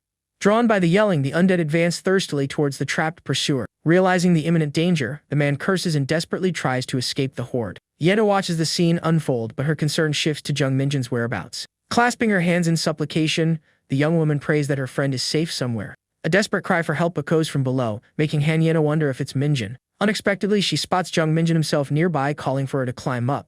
Relieved to see him, the girl asks if he can climb up to where she is. With difficulty, the boy's hand grabs a metal bar, beginning his ascent. Minjin pulls his body up with great effort, struggling to reach the safety of the roof. Yena encourages him, telling him to push just a little bit harder to make it. Quickly, the young woman extends her hand, offering support to pull her companion up. Joining forces, Minjin finally manages to reach the rooftop, standing beside Henyena. Completely exhausted, the boy collapses to the ground, while she approaches worriedly. She asks about his injuries and if he was caught, but he says he managed to avoid them, feeling dizzy. Suddenly, an angry voice emerges from the darkness. It was Song-bin's henchman looking for him. Even badly injured, Minjin tells Yena they need to get out of there as quickly as possible, and she agrees. With a dull thud, Yena and Minjin collapse onto the cold ground, the darkness of the alleyway enveloping them. Promptly, the girl turns to her fallen companion, worriedly asking if he's okay. Supporting her injured friend, she asks him to hang on just a little longer so they can keep going. With difficulty, Yena supports Jung Minjin, guiding him slowly through the darkness of the night. The night sky hangs above them as they desperately search for a safe refuge. Supporting the boy, Henyena mentions she thinks she sensed infected nearby, as the night is dangerous. His face pale and sweating cold, Minjin murmurs his friend's name, the pain evident in his voice. The boy suggests that if the creatures see them, she should escape alone, leaving her shocked. Determined, the young woman states she will find a place for them to hide and save him somehow. Suddenly, they spot a path that seems free of the creatures' scent, indicating their absence. A solitary light flickers intermittently in the dark alley, offering a partial view of the area. Carefully, the pair continues their journey, with Yena still supporting Minjin's weight. Unexpectedly, Henyena stops, an expression of surprise and apprehension crossing her face. A slightly open door appears ahead, perhaps a shelter or another unknown danger. Entering the place, a faint light illuminates a dark and apparently empty hallway. Cautiously, the girl peers into the new environment, searching for any threats. Relieved, she whispers she doesn't sense anyone nearby, questioning if they are finally alone. The young woman then helps Minjun into the room, suggesting they rest there for a moment. Exhausted, the boy can't hold on any longer and collapses to the floor, clutching his injured stomach as she calls his name. Kneeling beside him, Yena gazes at her friend with apprehension, pleading for him to be okay. Minjun remains lying face down on the floor, clearly in a lot of pain. With teary eyes, Yena stares at her friend, deep sadness etched on her face. The girl then whispers with a choked voice that this is all her fault. Sitting beside the boy, she blames herself for him staying at her house and for attracting the infected towards them. The young woman continues her lament, stating that because of her they went to the construction site and that he suffered at school too. Clutching her friend's shirt tightly, Yena begs him to please hang on. Tears stream down the girl's face as she stares at Jung Minjun in utter desperation. Suddenly, the sound of footsteps makes Yena look intently into the darkness of the hallway. The young woman's attention turns to the dark corridor, where the noise seems to have come from. Apprehensive and still beside Minjun, she asks aloud who is approaching. Her gaze remains fixed on the gloom, anxiously waiting for an answer or any movement. The unsettling silence of the hallway only increases the tension in the already fear-laden atmosphere. With a slightly firmer voice, Yena repeats the question, wanting to know who is hiding there. A dark stain begins to form on the floor beneath Minjun, indicating his wound is worsening. Suddenly, a figure emerges from the darkness, wielding an axe and approaching the pair. The newcomers, two men with axes, seem quite surprised to find Yena and Minjun there. Yena stares at one of the men, a clear expression of recognition appearing on her face. A quick memory flashes in her mind, showing the man who helped them near a barricade. The mental image confirms it's the same individual who offered them help in a moment of danger. Relieved, Yena exclaims that he managed to survive, while the man seems confused by her greeting. Surprised, the man notices the injured boy and sees that he's losing a lot of red fluid. Immediately, he asks if Jung Minjun was bitten, but Yena denies it, explaining it was a stab wound. Desperate, the girl pleads for help as her friend is in bad shape, and the newcomer asks about a first aid kit. Concerned, the individual asks the young woman if she is okay, and Yena, relieved, thanks him for his help. Suddenly, one of the man's companions grabs Yena, forcefully covering her mouth. Meanwhile, the other henchman laughs and comments on their luck, asking what they should do next. The same guy suggests taking the girl, but she resists and annoyed, he considers knocking her unconscious. Out of nowhere, the leader of the small group, who had previously helped Yena, curtly orders his men to stop. Facing his subordinates, the man gives them only 3 seconds to disappear. Confused, one of the henchmen asks what they should do with the leader, and the other suggests finishing him off. Without hesitation, the first attacker lunges quickly towards his now former leader, ready for a confrontation. On the floor near them rests the nail-spiked bat, an intimidating and dangerous weapon. Quickly, the man defending Yena draws a small knife, showing he's prepared for combat. The henchman who charged tries a quick, direct blow against his former boss. With agility, the leader manages to dodge and counter-attack, hitting the aggressor squarely. Wounded, the hit henchman coughs in pain, while his partner still holds Yena hostage. Annoyed by the situation, the man holding the girl shouts for the ex-leader not to move.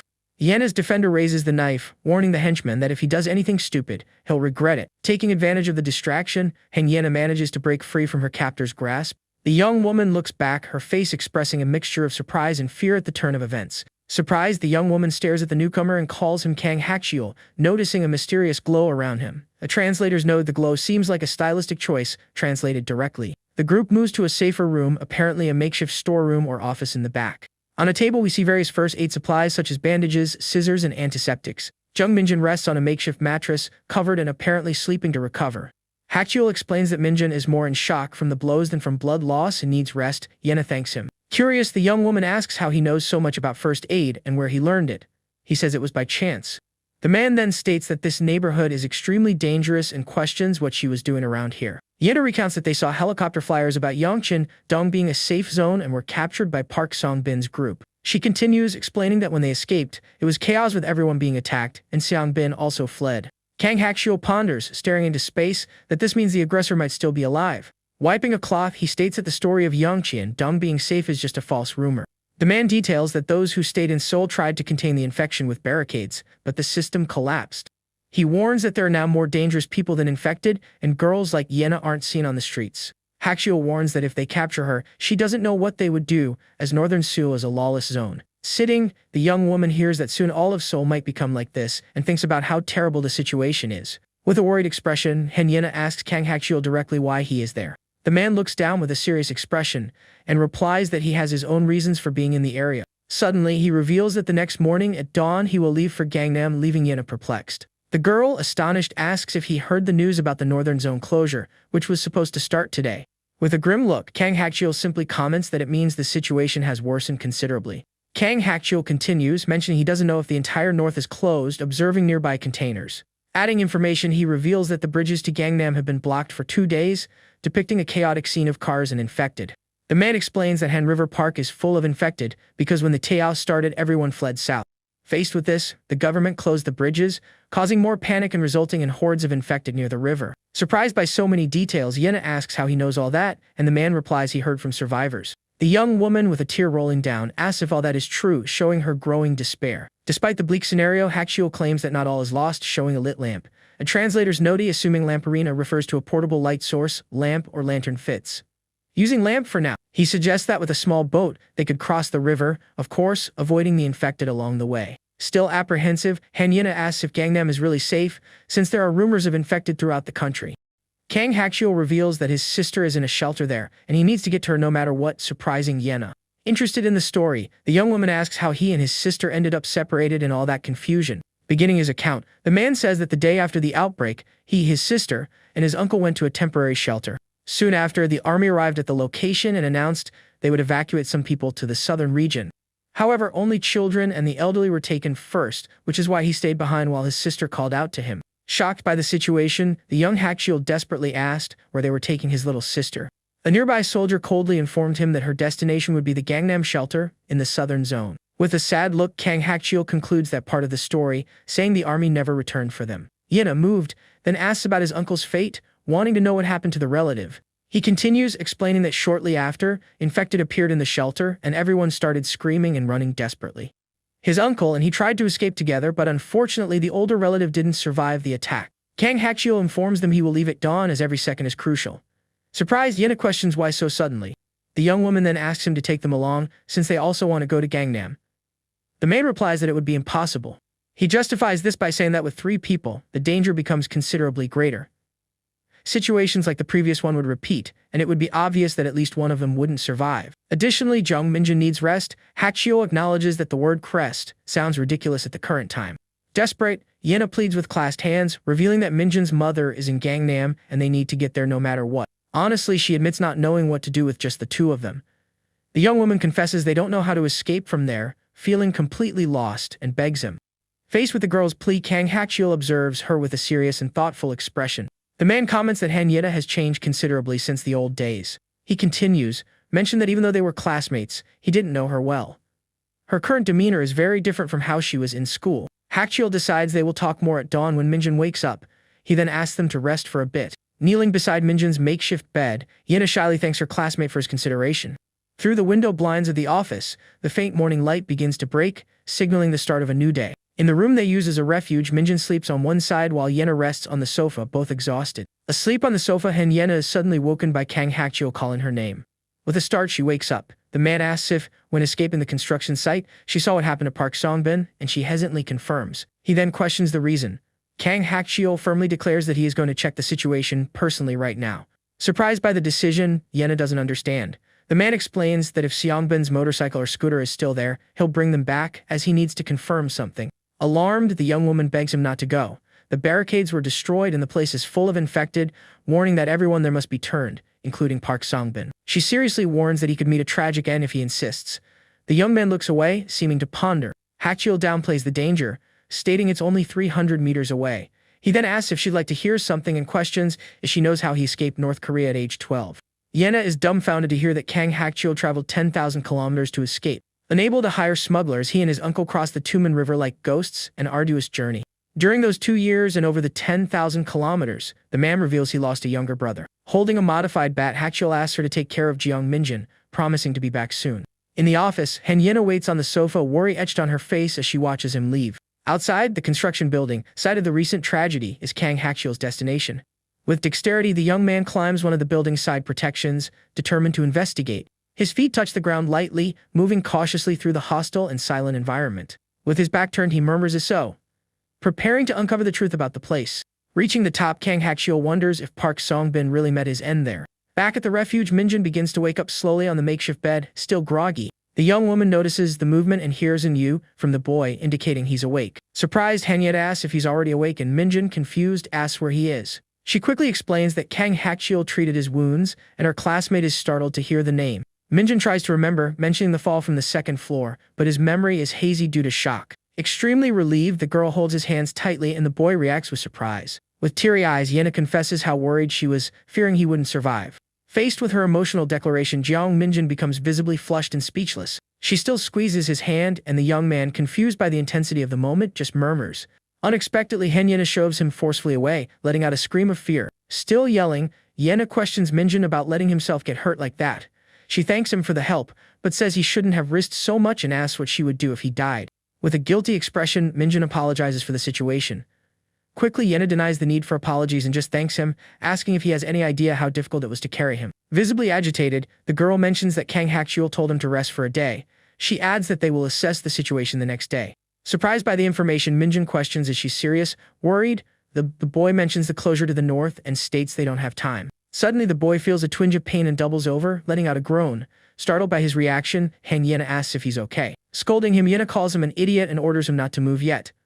The young man can only mumble something in response to her order. On a nearby table, a box contains some assorted supplies and tools. The place seems to be a small makeshift office where they are staying. Unexpectedly, someone knocks on the door of the room they are in. Both Yena and Minjin turn their attention to the entrance, curious about who it could be. Announcing his arrival, Kang Hakchul enters the room saying it's him. Surprised, Minjin murmurs that so this is the famous Kang Hakchul. Without much ceremony, the newcomer throws a backpack onto the floor. The object seems to contain some important belongings for someone there. Turning to Minjin, Hakchul asks if that's his backpack, the one he always used at school. Jiang Minjin excitedly confirms the backpack is his. Kang Hakchul explains he found it on the second floor of the construction site and brought it back. He mentions it contains clothes and personal items in case he needs them. Adding more information, the man says there was also a lot of emergency food and he took some. Minjin remembers his mother bought that, feeling nostalgic. With one last item, Hakchul reveals he also found Minjin's glasses. He holds out his hand, showing the pair of glasses he recovered from the site. Visibly relieved, Jiang Minjin stammers a sincere thank you. Taking the glasses, he thinks about what a huge relief this is for him right now. Now wearing his glasses, the boy comments that Yena told him Hakchul treated him and asks how he is doing. Kang Hakchul replies he's a little dizzy, but fine. Changing the subject, Yena questions Kang Hakchul about his trip to the construction site. She asks directly what happened to Park Seongbin. With a serious and direct gaze, the young man faces her question. Kang Hakchul simply confirms with a brief "yes" before continuing his explanation. Recalling the scene, he states that, as expected, Park Seongbin was not at the location. A brief image shows his search in the construction building. The memory reveals a horrible scene at the construction site, with everyone else already infected. Kang Hakchul concludes that all the others turned into creatures. He continues explaining that the motorcycle was gone, maybe Seongbin took it, and the scooter was destroyed. Yena asks if they might encounter Park Seongbin again, and Hakchul confirms it's possible but tells her not to worry. With a determined look, Kang Hakchul states that he might lose a fight, but when it comes to finishing someone off, he always wins. Minjin just murmurs, frightened. Anyway, the man reinforces that, as he said yesterday, he is going to escape to the north. The translator's note a correction. He previously said he was going to Gangnam. This seems like an inconsistency in the original text, assuming he meant Gangnam as planned. Then he turns to the two and asks if they will be able to accompany him on this journey. Minjin readily answers that of course they will and that they should leave immediately, but Yena scolds him, saying he needs to rest today. Hakchul agrees with the girl, stating they can leave when the young man recovers, but Jiang Minjin insists he's fine and that tomorrow could be worse. The newcomer suggests not rushing and making a plan first because haste makes waste. Kang Hakchul then reveals he thought of an option and that there's another way to cross the Han River, leaving the other two curious about how they would do it. Turning to the board, he draws a simple map and says they will use Line 5. Jiang Minjin, wearing glasses, expresses surprise and asks if he means the underground river tunnel. The boy asks if it's safe, as high-density places like the subway must be full of infected, but Hakchul explains that Line 5 has platform screen doors, and the tunnel should be clear. Kang Hakchul admits the problem is getting there, and that others might have had the same idea, or the government might have already blocked it, but he thinks it's worth a try. He informs them that the nearest Line 5 station is Jangin, and as they know, it's too far on foot and will be more dangerous upon entering the Jangin neighborhood. Outside, the sky takes on a pinkish hue over the buildings as night approaches. On the whiteboard, a list of survival rules is shown, with the first item being, don't take unnecessary risks. The man then declares that these are his survival rules and begins to explain them. He reminds them that the north is already closed, a translator's notee, still referring to the north closure despite planning to go south. Translating as written, but noting the potential directional confusion in the source, and asks them not to rush because of time constraints. If they find a safe place, they should stay for a few days to recover. Sitting on the sofa, Minjin and Yena listen attentively as Hakchul dictates the second rule: when exploring, only one or two people should go out, avoiding all three leaving together. With a serious expression, he says the most important part comes next. Pointing to the third rule on the board, which reads, "Your life is at stake," he concludes that in extreme situations, they must never sacrifice their lives for others. Jiang Minjin listens intently to the newcomer's example. He explains that if someone can escape, they shouldn't try to save someone else. With a serious expression, Kang Hakchiel states that even he will prioritize his own survival in any risky situation. Sweating coldly, the boy with glasses hears the man repeat never to sacrifice yourself for anyone, reinforcing the harsh rule. In the small kitchen of the hideout, morning light enters through the window, illuminating the sink and some utensils. Suddenly, Hakchiel calls for Jiang Minjin, who turns around, surprised by the older man's call. The man then hands him a modified baseball bat, telling the boy to take it as a weapon. Startled, Minjin and Hanyena observe the object. The young man asks if that's really a bat with nails. Kang Hakchiel explains that the weapon isn't just for the infected, but also the intimidate dangerous humans. Just holding it will make them think twice. He continues, reminding them that the infected will attack to kill, and when Minjin counterattacks, he must use all his strength. The boy with glasses reflects on the words. The man says a strong blow to the heart or head will suffice and asks if he understood. After the tense conversation, the newcomer decides it's time and tells the two it's best they get going. Outside, the blue sky with a few clouds hangs over the buildings of the abandoned and silent city. The trio then begins to walk down the deserted street with Hakchiel in front, followed by Yen and Minjin, who carries the bat. However, a doubt arises in the boy's mind. He wonders if it's okay to finish off the infected like that. The boy recalls that they were once normal people with families and don't attack by choice, as some graffiti suggests. He thinks that if he does this, wouldn't he become a murderer, looking at a door marked with a warning about infected. Jiang Minjin questions what would happen if the judicial system still existed, wondering if he would be charged with homicide or judged later. Noticing the young man's hesitation, Kang Hakchiel calls his name, making him look back. The more experienced man scolds the boy, telling him not to think about nonsense and forget that useless worry. With a stern look, Hakchiel declares that this is a matter of life or death, and if Minjin doesn't harden his heart, he certainly won't survive. Hanyena murmurs softly that she understood the instruction given by the more experienced man. With her back to the young man, the girl asks him to wait a moment, getting his attention. Turning around, she asks if they can avoid that specific street, as there must be many infected. Kang Hakchiel, carrying a large backpack, questions how she would know that for sure. The young woman explains it's the smell, a peculiar odor that gets stronger near the infected, and it's very strong there. The man in the blue shirt then asks if she can sense their exact location. As they walk down the deserted street, the trio remains alert to the dangerous surroundings. Jiang Minjin replies that it's more of a hunch on her part. She doesn't detect them well if there are only a few. Then he remembers something. The boy recalls that Yena has always been very sensitive to smells, even before the current situation. Hakchiel decides to check and says he'll take a look up ahead alone. Cautiously, the older man peers from behind a post, analyzing the path ahead. His expression turns serious as he observes what lies around the corner. On the street ahead, several infected wander among the cars, with a body lying on the ground. The group leader focuses his gaze, thinking about what Hanyena had just told him. He turns to the girl, asking if she can really sense the infected. She asks if she was right. Confirming the danger, Hakchiel states that going that way would be a terrible idea. Minjin then points upwards. The boy with glasses and the older man look up at the top of a building. Hakchiel asks what he sees. On the rooftop, the silhouette of a soldier is visible. The young man questions if that soldier is also infected. Kang Hakchiel shows slight confusion at the observation made by the boy with glasses. Urgently, the more experienced man calls the two to come with him, surprising the young pair. Inside the building, the trio observes a messy room, with bottles and gas cylinders scattered on the floor.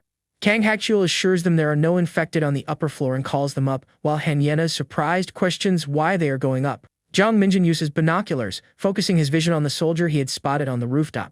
After taking the binoculars, Kang Hakchiel observes and says he sees at least 3 soldiers, all infected. Observing more closely, Hakchiel notices that one of the zombie soldiers is carrying a rifle on his back. Jiang Minjin, hesitant, asks if they plan to steal the weapon and suggests it would be better to just leave. The boy argues that with 3 infected it would be difficult to retrieve, plus they don't know if the rifle has bullets or if firing it would attract more. Contradicting the young man, Kang Hakchiel dismisses the problems and surprisingly states that he knows how to use that type of weapon. In the room, the more experienced man declares that the weapon is essential for them, and then decides they will go get it. Detailing his observation, Hakchiel comments that with the binoculars he sees at least 3 soldiers and they are all infected, but there is one detail. He then reveals that one of the soldiers carries a rifle with him, and this leaves the others surprised by the information obtained. Minjin quickly asks, wary if the older man isn't thinking about stealing that rifle, and suggests that they just leave. The boy with glasses argues that with 3 walkers it would be difficult to get the gun, and they don't even know if it has bullets or if the shot would attract others. Furthermore, the boy remembers that they don't know how to use it, but Hakchiel counters by saying no, because he knows how to handle the rifle. In front of the young people, the leader of the group declares that the weapon is essential for them and then decides that they will go get it immediately. Meanwhile, a deserted street shows how dangerous the world has become for anyone trying to survive out there alone. Hyena then questions if Hachiel has gone mad and says that Minjin is right about how he would face 3 infected in that cramped space. The girl continues her questioning, remembering that the rifle is hanging from the soldier and that drastic action would be necessary to get it. She concludes that to obtain the weapon they would first have to eliminate the zombie soldier, which represents a great danger to the group. However, the boy with glasses thinks that there is something that worries him a lot in that whole situation. Suddenly he remembers playing a first-person shooter game in his messy room. On the computer screen we see the game interface showing an armed character facing an infected person. That feeling of anxiety still lingers in his mind as he recalls the shooting in the game. Maybe one day they will desperately need that weapon to survive the dangers. Then Minjin agrees to the idea of going after the rifle, and this leaves Hyena completely shocked. The girl asks if they have gone crazy because just climbing up there seems difficult and how they plan to face the infected. Hachiel then says that the 2 boys will go while she stays hidden, and Hyena shows concern. The girl reluctantly agrees to help and asks what she should do to assist in the dangerous mission. The more experienced man explains that the space is narrow and it would be dangerous if the 3 of them went, so she stays behind looking after the backpacks. Looking at the sky between the buildings, they prepare for the difficult mission that awaits them on the roof. On the way up, an infected person appears in the hallway, surprising the 2 who were advancing cautiously. Hachiel quickly sneaks behind the wanderer, trying not to make any noise to avoid being noticed. Going up the stairs, the older man asks if Minjin is okay and he confirms, still a little nervous. Hachiel then questions if the boy isn't afraid of the infected since he moves without hesitation, and he says he's just tense. On the roof, the 3 zombie soldiers roam around as the 2 cautiously approach the edge of the place. Hidden behind a low wall, Hachiel carefully observes the movements of the infected soldiers on the terrace. The 3 uniformed wanderers continue their patrol without noticing the presence of the survivors close to them. Hachiel comments that as expected there are only 3 soldiers, but they are very close together, making a sneak attack difficult. The leader mentions that Hyena spoke of Minjin's skill with knives, and he questions if he will use them, so Hachiel says they will act in 10 seconds. Surprised, Minjin questions if it's only 10 seconds and how they would eliminate 3 infected people in that time. Hachiel then explains that he obviously can't handle 3 alone, and so he needs the boys' help. Detailing the plan, he says he will attack the closest walker first, and the other 2 will go after him. Then the eldest instructs Minjin to eliminate one of the remaining ones with the stick, leaving the boy with glasses apprehensive. Hachiel advises him to focus on just one thing in case something goes wrong and not get bitten, then asks if he can, and Minjin hesitates but accepts. With his hand on the young man's shoulder, the more experienced man tries to encourage him for the difficult task that lies ahead. He then states that he understands the boys' doubts, but now their survival always comes first. Hachiel firmly declares that they will do whatever it takes to stay alive in that dangerous world. Minjin nods and says he understands the urgency of the situation and the need to act. In his thoughts, the boy reflects that since the incident on the roof he has understood that those creatures are no longer human. On the roof, the 3 infected soldiers continue to wander around without noticing the approach of the survivors nearby. Behind cover, Hachiel and Minjin prepare for the attack, with the elder in an elevated position. Jumping from his cover, the most experienced man begins the attack against the wanderers who were there. Noticing the movement, the zombie soldiers scream and turn to face the sudden threat that has appeared. Hachiel quickly advances with his knife in hand towards the first infected soldier in his path. He then delivers a lethal blow with the blade, showing his close combat and very precise combat skills. The soldier who was hit staggers back after the surprise attack by the most experienced and skilled man in the group. With a quick movement, the group leader finishes off the first wanderer, demonstrating his coolness and skill in combat. After taking down the first target, he looks over his shoulder at the other 2 infected remaining on the roof. One soldier is already on the ground, but the other 2 are now furiously advancing towards Hachiel, who is thinking, damn it. He thinks it is necessary to finish off at least one of the walkers while defending himself from their attack on the roof. Hachiel then attacks another soldier, but quickly realizes that his blow was not enough to take him down. While trying to hit one of the soldiers, the older man is grabbed by another wanderer who immobilizes him right there. In trouble, Hachiel shouts young Minjin's name, asking for help against the 2 remaining infected in front of him. In fear, Minjin runs with his modified baton towards the soldier who was approaching him and Hachiel. The boy then lands a powerful blow with the baton directly on the head of the infected soldier who is staring at him. Minjin is a little surprised to see the result of his attack against the walker there on the roof of the building. Even though he was hit, the soldier screamed and continued to advance towards the boy, leaving Minjin shocked by what had happened. Still trapped, Hachiel shouts for the infected to back off and realizes that his previous attack really wasn't enough. The more experienced man continues to fight desperately against the 2 zombie soldiers surrounding him on the roof. In the middle of the fight, Hachiel thinks that they should eliminate the soldier with the rifle first to have an advantage. With agility, he manages to deflect the barrel of the gun and prepares for a quick and precise counterattack. Soon after, the more experienced man lands a strong blow on the neck of the infected soldier who is holding him. The two then fall to the ground with Hachiel on top, but the fight is not over for them there. Unfortunately for him, his knife slips and falls far away, leaving the group leader frustrated and in a bad position. The last infected soldier screams and furiously advances towards the two fighting survivors. Worried, Hachiel sees a walker attacking Jung Minjin, while another one quickly approaches him from the side. In this moment of despair, the older man feels his only option is to pray for a miracle to happen. He quickly picks up the fallen soldier's rifle and hopes the weapon has at least 2 bullets left. Without hesitation, Hachiel cocks his rifle, ready to use it against the infected that threaten their lives there. On the ground, Hachiel screams as 2 walkers surround him, and one of them points the rifle directly at him. Meanwhile, Minjin fights an infected soldier and is amazed by the incredible strength of that hideous creature. Being grabbed by the Wanderer, the boy with glasses desperately screams Kang Hachiel's name seeking help. The scene then shows Minjin fighting with a soldier while Hachiel is still on the ground, with 2 others screaming loudly. Fallen but with the rifle in his hands, Hachiel thinks that Jiang Minjin was really brave for a rookie in that situation.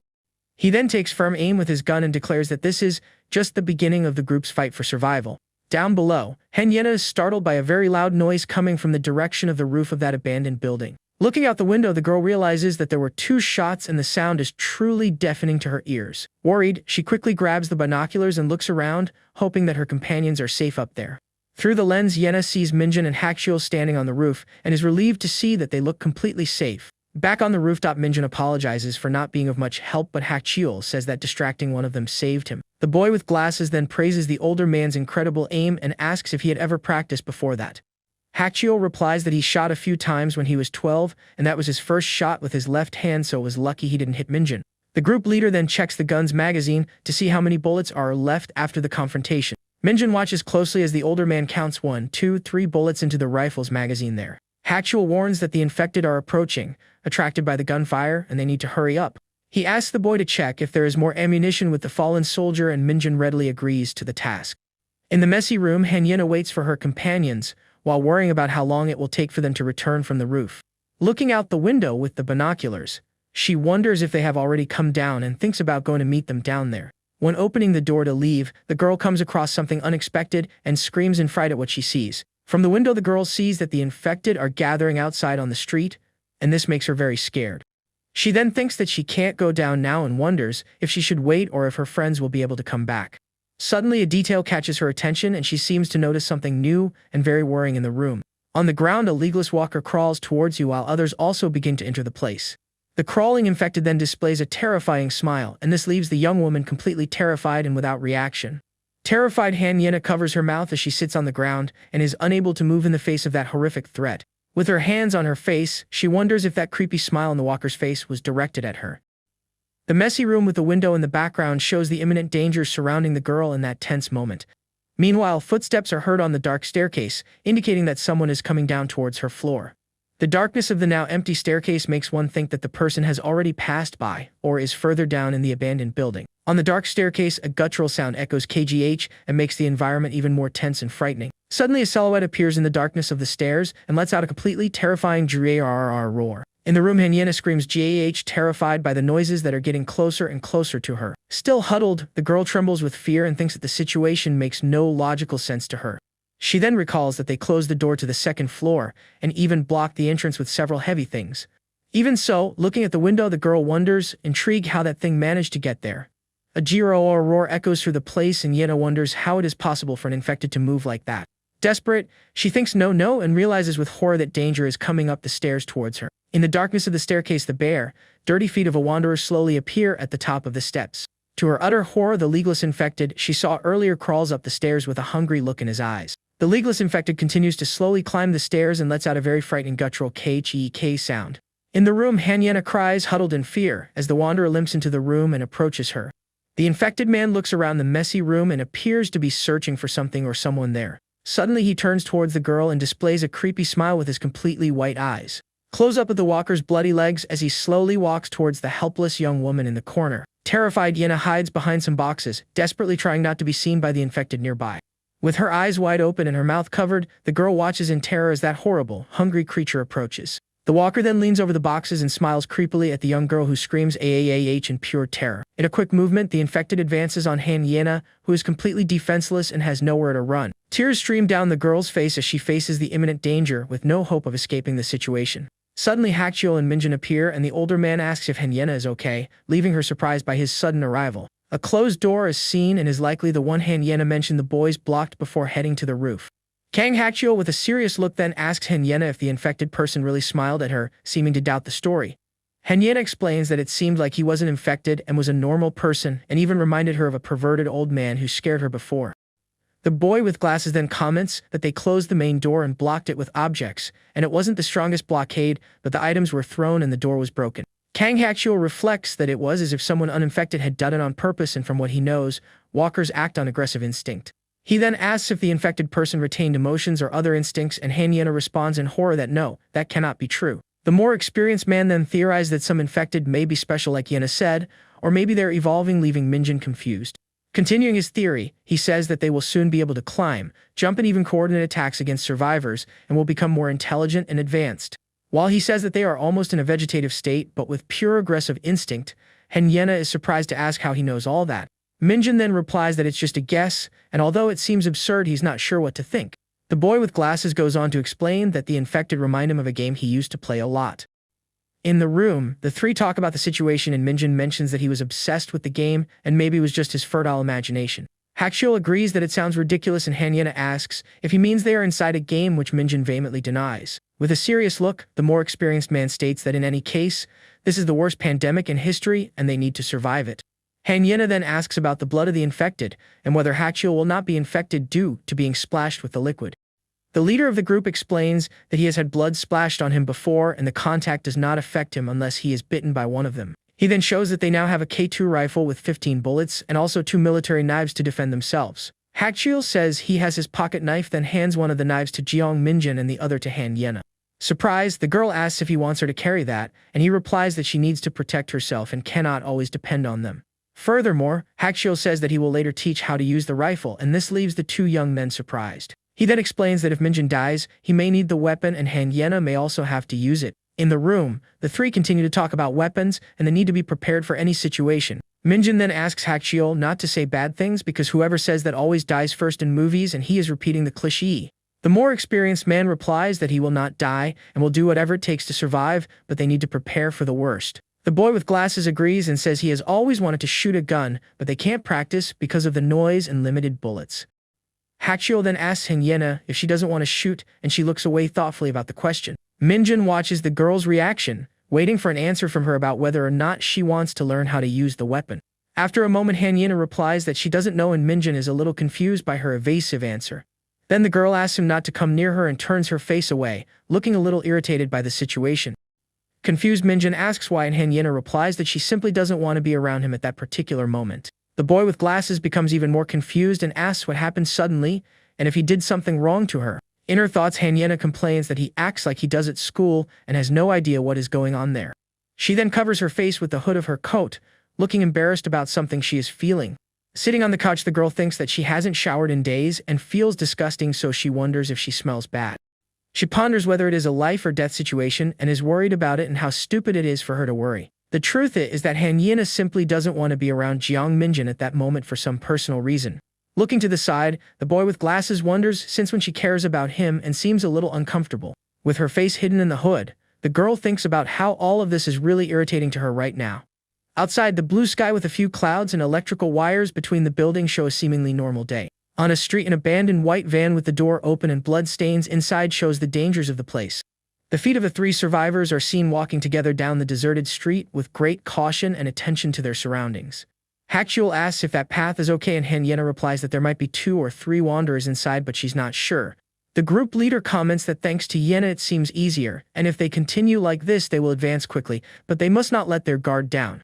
As they walk, Minjin notices that Hachiel is limping a little and worries about the older man's condition. The boy with glasses then asks if he is okay, and Hachiel replies that he is, and that he got hurt when he fell with the infected soldier. He then reveals that he thinks he sprained a ligament, and this leaves Minjin completely shocked and very worried for his friend. The young man says that he should rest and remembers that Hachiel advised him not to overexert himself before thinking it was something serious. The The more experienced man replies that it is nothing compared to when he escaped from North Korea, but they should find a place to sleep. Suddenly, Hanyena stops in front of a door with a red X and Hachiel asks what's wrong, and she says there's something there. Suddenly, a loud URG noise comes from inside the door and Hanyena screams H in fright at the sudden scare. A voice then asks, "Hey, you guys are survivors, right?" And the trio looks up confused at the unexpected call. On the roof of a building, a man says he has been trapped there for 2 days and desperately begs for help to get out. Hachiel asks how he ended up there, and the man explains that he went out to get supplies and the infected chased him there. He goes on to say that there are now infected on the stairs, and he can't get off the roof because of them. The man explains that another survivor heard his screams, but said they were infected and closed the gate on the first floor before leaving. Hachiel then asks if there are many walkers on the stairs, and the man replies that there are about 6 or 7, leaving the trio surprised. The leader of the group thinks that if there are infected people inside, the man is definitely trapped, and even if that is true, 6 or 7 is a lot. Hachiel then apologizes and says that with so many it is impossible to help as they are not in a position to take risks. He then says, "Let's go," and starts walking away, leaving the man on the roof shocked and begging them not to leave. The man on the roof begs for help and says he hasn't been home for 2 days and his wife and son are waiting for him, and he hasn't found his daughter. Minjin asks the man not to scream as he is putting them in danger, and Hanyena asks if they are really leaving, and Hachiel says they can't help. The group leader says that they should avoid unnecessary risks and repeats, "Let's go," so that they can continue on their way down the street. With a worried look, Jong Minjin watches the man on the roof and seems to be thinking of some alternative to help him. Suddenly, the boy with glasses asks them to wait and asks if there isn't a way to save the man trapped in the building. Hachiel stops walking and looks back at Minjin, waiting to hear what the young man has to say about the situation. The older man sighs HH, looking a little tired but willing to listen to the boy with glasses' suggestion about the rescue. He then turns around and asks what Minjin suggests to solve that problem and save the man trapped on the roof of the building. Hesitantly, the young man says he has an idea and thinks he can save the man from that dangerous and unexpected situation. With a confident smile, Minjin thinks about his idea and seems certain that he can save the man trapped in the building. Elsewhere, a mysterious man looks at a painting left by the group and wonders about them. He looks through the notes and discovers that their plan is to cross the Han River using subway line 5. Back in the present, the rescue is a success and the group accompanies the man to the door of his house. Very happy, the guy shouts that his father has arrived home while calling for his wife and son. Hachiel, however, stops the boy with glasses from entering and asks him to wait a second outside. The older one says he'll go in first to make sure it's safe, and Minjin agrees with the idea. The father runs inside and the leader of the group thinks that if this is a trap, they will take over the house. Holding his weapon firmly, he enters right behind, prepared for any type of ambush. To his relief, a woman and a boy appear in the room and the son shouts for his father, who has just returned. The man hugs his son and apologizes for the delay, while his wife cries with emotion at the reunion. Observing the scene carefully, Hachiel realized that the man was telling the truth and that there was no danger. Completely inside the house, the 2 survivors look around, relieved to be in a safe place. The father then introduces his rescuers to the family, and his wife thanks them very much for bringing him back. The image shows the house's ceiling fan, indicating that the group has finally found temporary shelter. The man's wife introduces herself as Ji Yan and invites them in, saying that the water is working. In disbelief, the hyena asks if she can really take a bath, and the lady confirms with a smile on her face. Holding the girl's hands, the woman shows her gratitude and seems very happy to welcome them there. Jaeyeon compliments Hyena's beauty and asks why such a lovely girl is out there in danger. A little embarrassed, the young woman thanks and also praises the lady while Minjin watches everything in silence. Suddenly, the woman's expression changes to one of sadness, and she seems to remember something bad. She then comments that her missing daughter is about the same age as Hyena. The mother continues saying that the girl started college but disappeared a few days ago, leaving Hyena embarrassed. Trying to be kind, the young woman says that she is sure that her daughter is still alive somewhere safe. The lady thanks her for her kindness and says she will prepare dinner, and Hyena offers to help in the kitchen.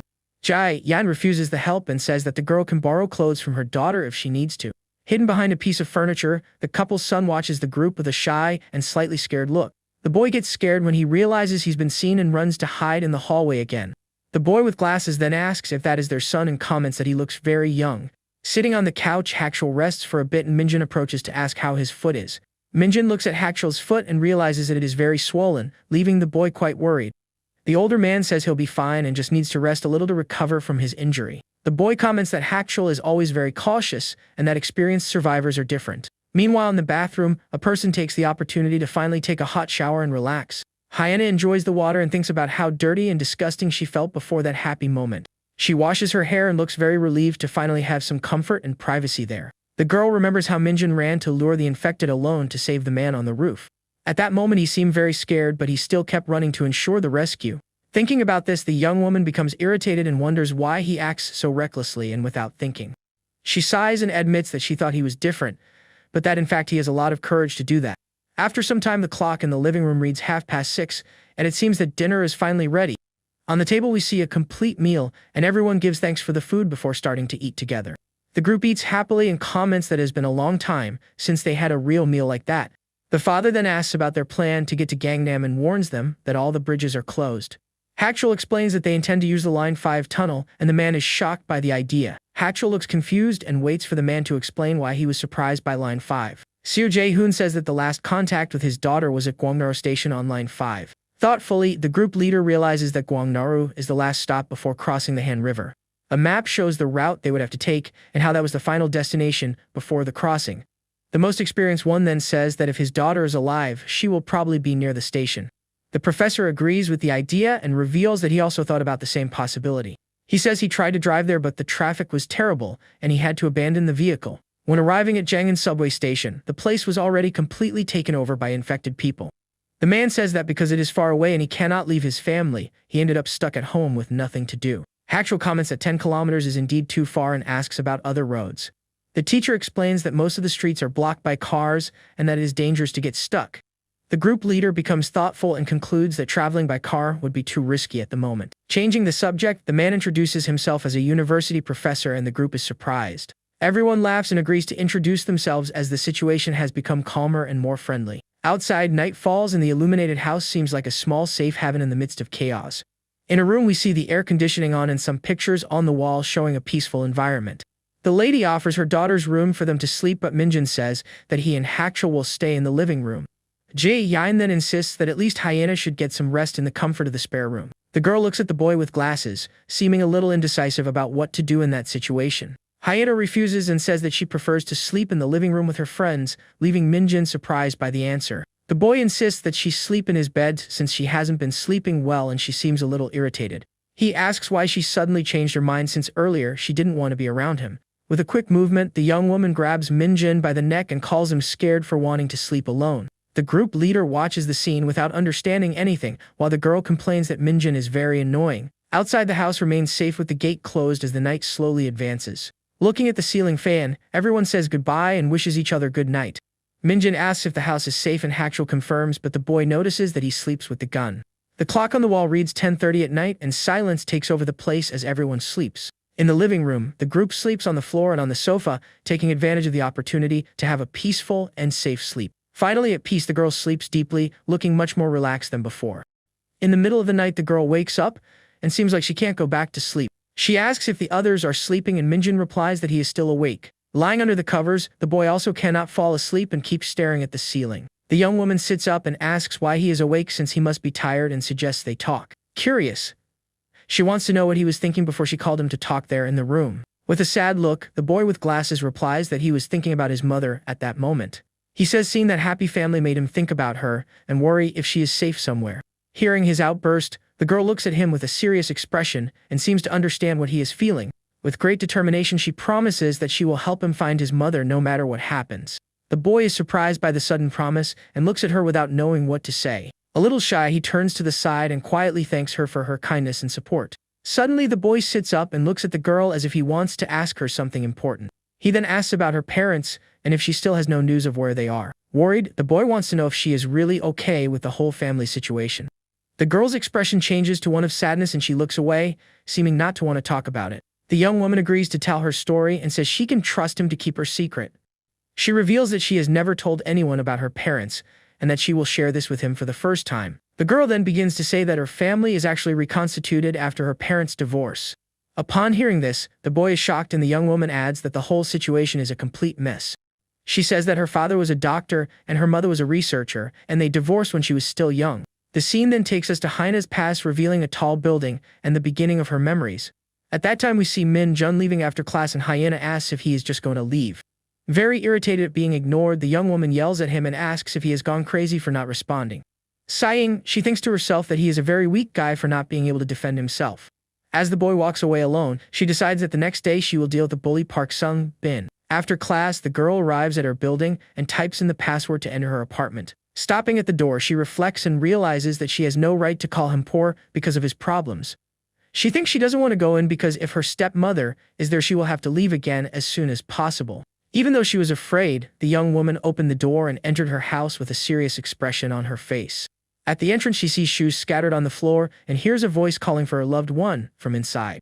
Shocked by the scene, the young woman thinks that her stepmother is completely insane for doing that. She explains that the woman openly cheated on her father and he was never home because of work.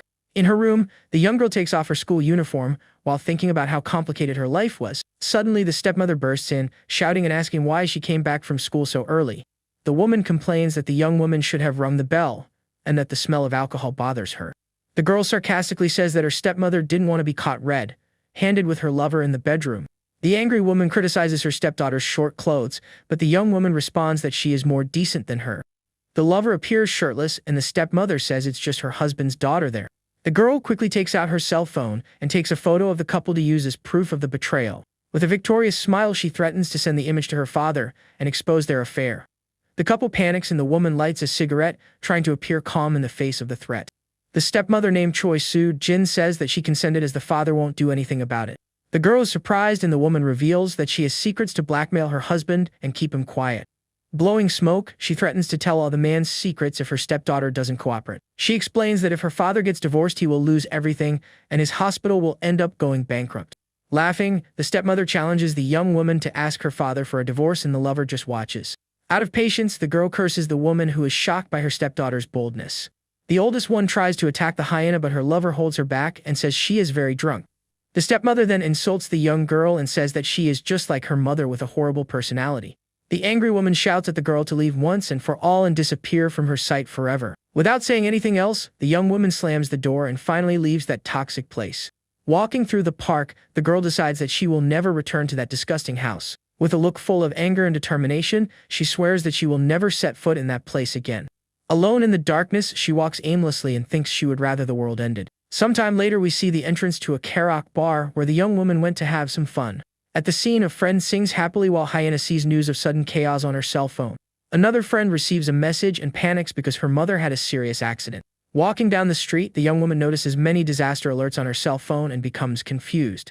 Suddenly, a panicked scream catches her attention and she looks forward, quite scared. People run desperately towards her, screaming to escape, and she doesn't understand anything. Crouched on a ladder, the young woman breathes heavily and thinks that she barely managed to escape danger.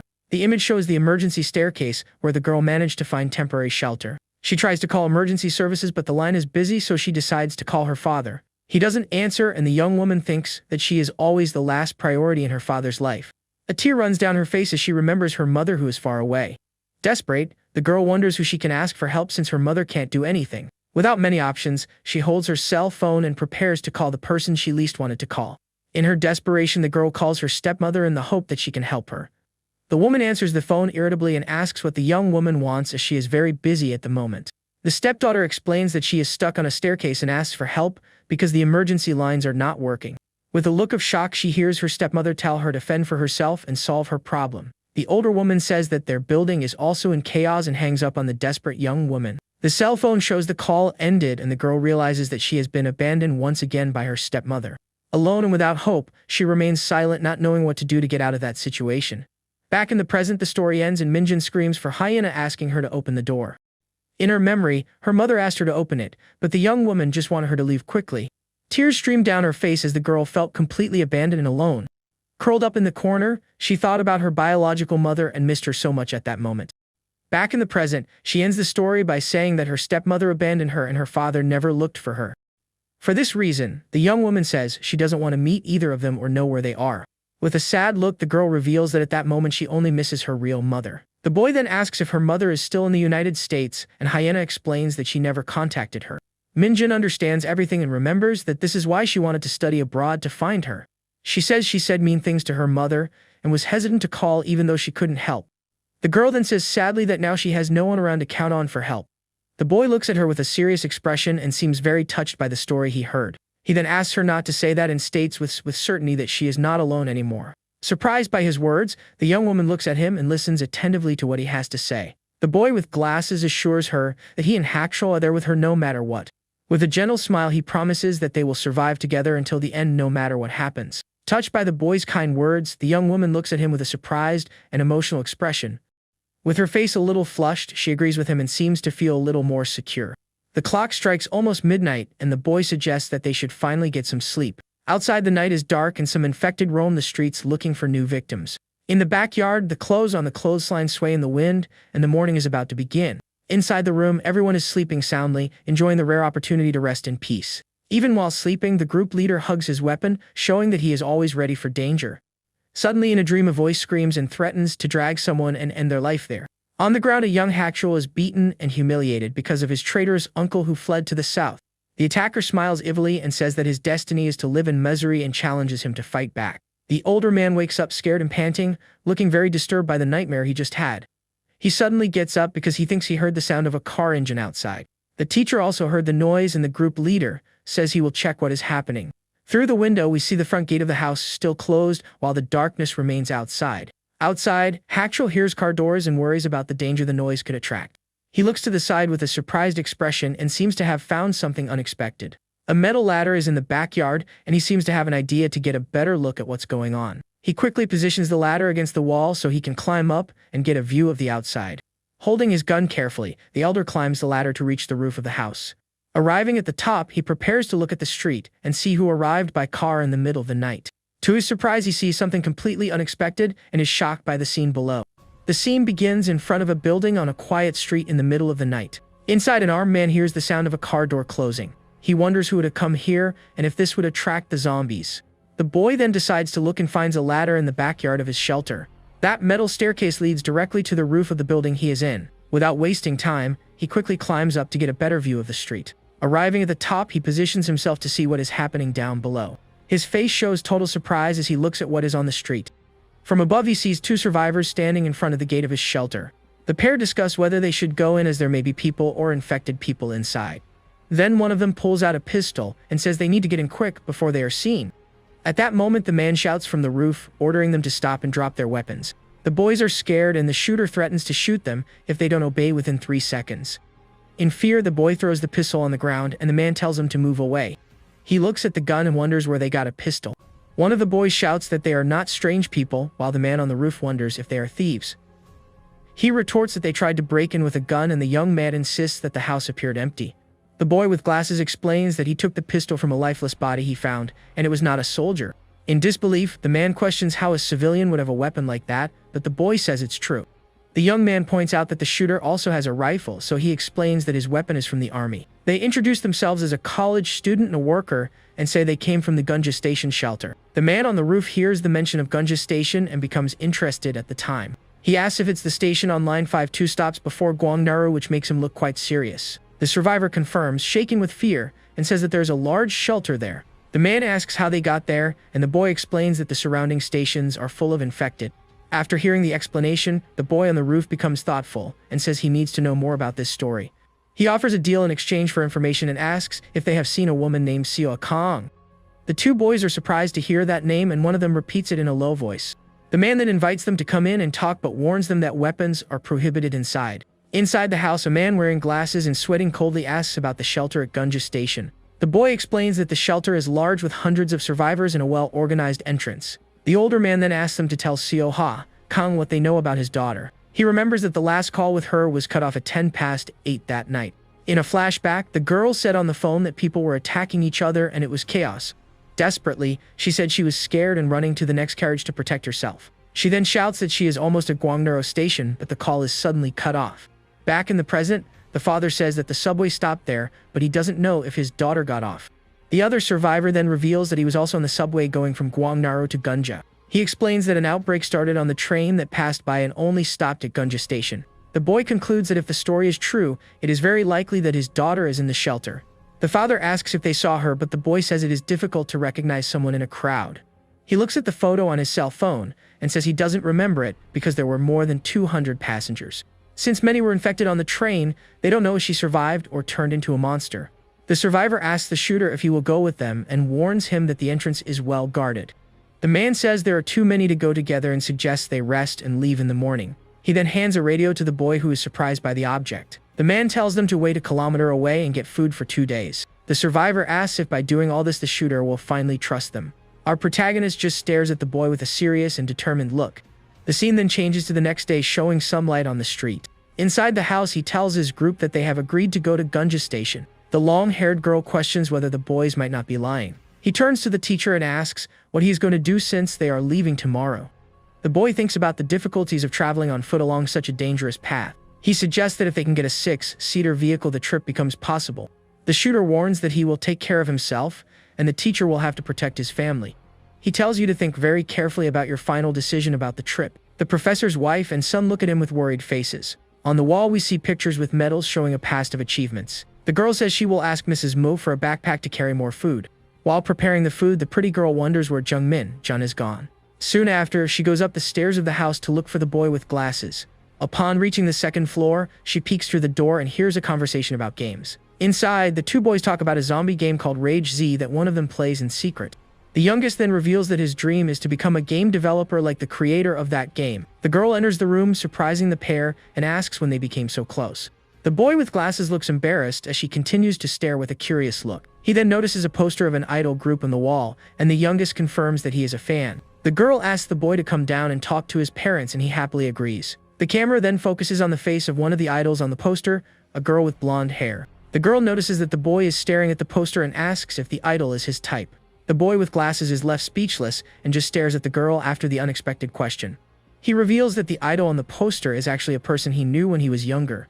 The young woman is completely shocked and speechless upon hearing the boy's revelation. Laughing a lot, she points at the boy and tells him to stop lying, because this joke is not funny. The boy insists it's true and says he lost contact with her when they entered high school. He says that when he found out she became an idol, he just continued rooting for her from afar. The girl continues to doubt him, and he says that his friends also called him crazy when he told them. Laughing, she says it's ridiculous that he knows the idol, and the boy agrees that it was just a joke. After he leaves the room, the girl is left alone staring at the poster on the wall. She looks thoughtful and begins to wonder if his story could be true. The young woman looks at the poster again and admits that the blonde idol is indeed very beautiful. The scene then changes to a view from outside the house, showing that the decision has been made. In the classroom, the teacher approaches Hak Cheol, who is sitting on the sofa waiting. The man announces that he talked to his family, and they decided to go to the shelter together. With the decision made, the teacher awaits the response from the boy who has the gun at his side. Hak Cheol says he already has a vehicle in mind for the trip they will take. The professor mentions his car and SUV, but says it is abandoned and difficult to recover. He reveals that there is an ambulance a kilometer away with an infected person in the driver's seat. The problem is that there were at least 5 infected people in total inside the vehicle. The shooter confirms that he saw with his own eyes 2 infected people inside the cabin. The professor says he saw the ambulance about 3 days ago, and it's probably still there. Hak Cheol believes that with help they can handle 3 zombies, but more than that would be dangerous. Everyone then agrees to finish preparations to leave together the next morning. The next day the sun rises, and the group prepares for the journey to the ambulance. The backpacks are all packed, and it looks like most of the gear is ready. The boy with glasses approaches Hak Cheol and asks what else they need to bring. He then suggests that it would be a good idea for them to prepare some Molotov cocktails. Surprised, Hak Cheol agrees as he believes they may need it later. The shooter thinks for a moment and agrees, saying that the idea is actually very good. Night falls over the city again, leaving the streets in total darkness. Inside the house, everyone rests while Hak Cheol keeps watch lying on the sofa. Suddenly, the radio calls and the other pair asks if he has already got a vehicle. He explains the ambulance plan and warns that unforeseen events may occur along the way. The duo says they will wait, and Hak Cheol hopes that no serious problems occur. In the darkness of the night, the city is covered in an ominous and silent fog. Through the dark streets, the ambulance is stopped while zombies roam nearby. The zombies' moaning is heard, and the boy on the radio wishes them good luck. Back at home, the night continues with the interior lights still on. Meanwhile, the long-haired girl sleeps peacefully in her bed. She appears to be in a deep sleep, completely oblivious to the danger outside. The scene then changes to an empty school hallway, beginning a dream. Inside a classroom, the girl is sleeping alone at her desk. With her head resting on her arms, she lets out a small moan in her sleep. She finally wakes up and stretches, complaining about a horrible dream about zombies. Looking around, she realizes she is alone and wonders if everyone has gone home. When she looks at her watch, she panics because she's going to be late for the gym. In a hurry, the girl grabs her backpack and runs out of the classroom. In the hallway, she ends up bumping into someone and lets out a cry of surprise. To her surprise, the person is the boy with glasses, and she is shocked by the encounter. Surprised, the girl recognizes the boy with glasses as Jun. Without understanding, she asks why he is still at school and hasn't gone home. The girl finds the way he looks at her strange because normally he doesn't even look her in the eyes. Suddenly, he grabs the girl's wrist tightly, and she lets out a scream of pain. The boy then pushes her against a notice board, leaving her scared and with no way out. Completely in shock and sweating coldly, she only manages to say his name. Frightened, she demands to know what has gotten into him and orders him to release her immediately.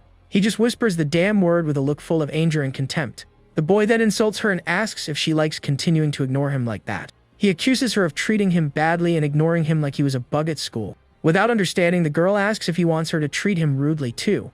He threatens her, saying that he will attack her if he continues to be called an idiot.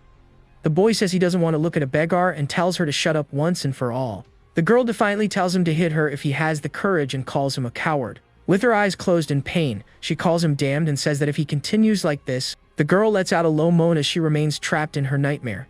With her eyes still tightly closed, she appears to be in a very restless sleep. Finally, she wakes up and realizes with relief that it was all just a dream. But when she really opens her eyes, she screams when she sees that she is hugging the boy.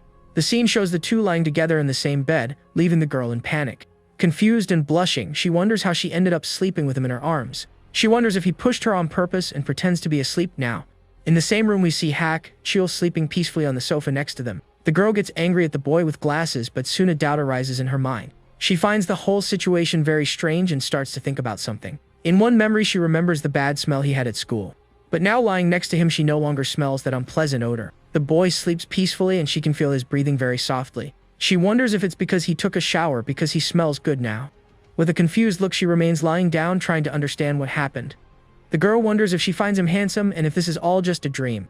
She's sure he wasn't that handsome and wonders it's because he doesn't have his glasses on. Suddenly, the boy opens his eyes, leaving the girl completely surprised and without reaction. The two stare at each other in silence for a moment, still lying in the same bed. With her face red and in a cold sweat, she is left speechless by the unexpected proximity. Then in a panic attack, the girl screams and punches the boy in the face. The noise wakes Hak Chil, who grabs his gun, but Min Jun tells him to go back to sleep. The girl complains that he scared her by appearing out of nowhere and almost had a heart attack. He asks why she was awake and the girl lies, saying that his eyes were already open. Trembling with rage, the boy looks at the girl, who calls him a bastard, and is confused. She then accuses the young man of insulting her and even hitting her while she was sleeping. Very angry about this, the girl kicks the boy with glasses right in the face. The poor guy is on the floor holding his face without understanding anything about what happened. Completely confused, he wonders if he actually insulted Han Yi now without realizing it. He denies it to himself and begins to wonder if perhaps he said something in his sleep. The next morning arrives with a dense fog covering the entire city. Hak Chil repeats the plan so that when they get the ambulance, they go straight back. He then asks Min Jun to go up to the roof and keep watch until they return. The group says goodbye, and the professor's wife asks her husband to be careful. With the plan drawn up, the two men leave through the front door of the house. Time passes slowly as the other two wait inside the shelter. On the streets, a thick fog takes over everything, making visibility very poor. On the roof, the boy with glasses uses binoculars to try to see something. Through the lenses, he can see a taxi stopped in the middle of the empty street. The girl asks if he can see them yet, but he replies that the fog is getting in the way. Worried, she says that an hour has passed and they haven't shown up yet. He reminds her that there were infected people in the ambulance and that it would take time to resolve. Suddenly, a loud gunshot echoes through the street, scaring the duo on the roof. The girl asks in fright if the shot was from Hak Chil, but the boy says no.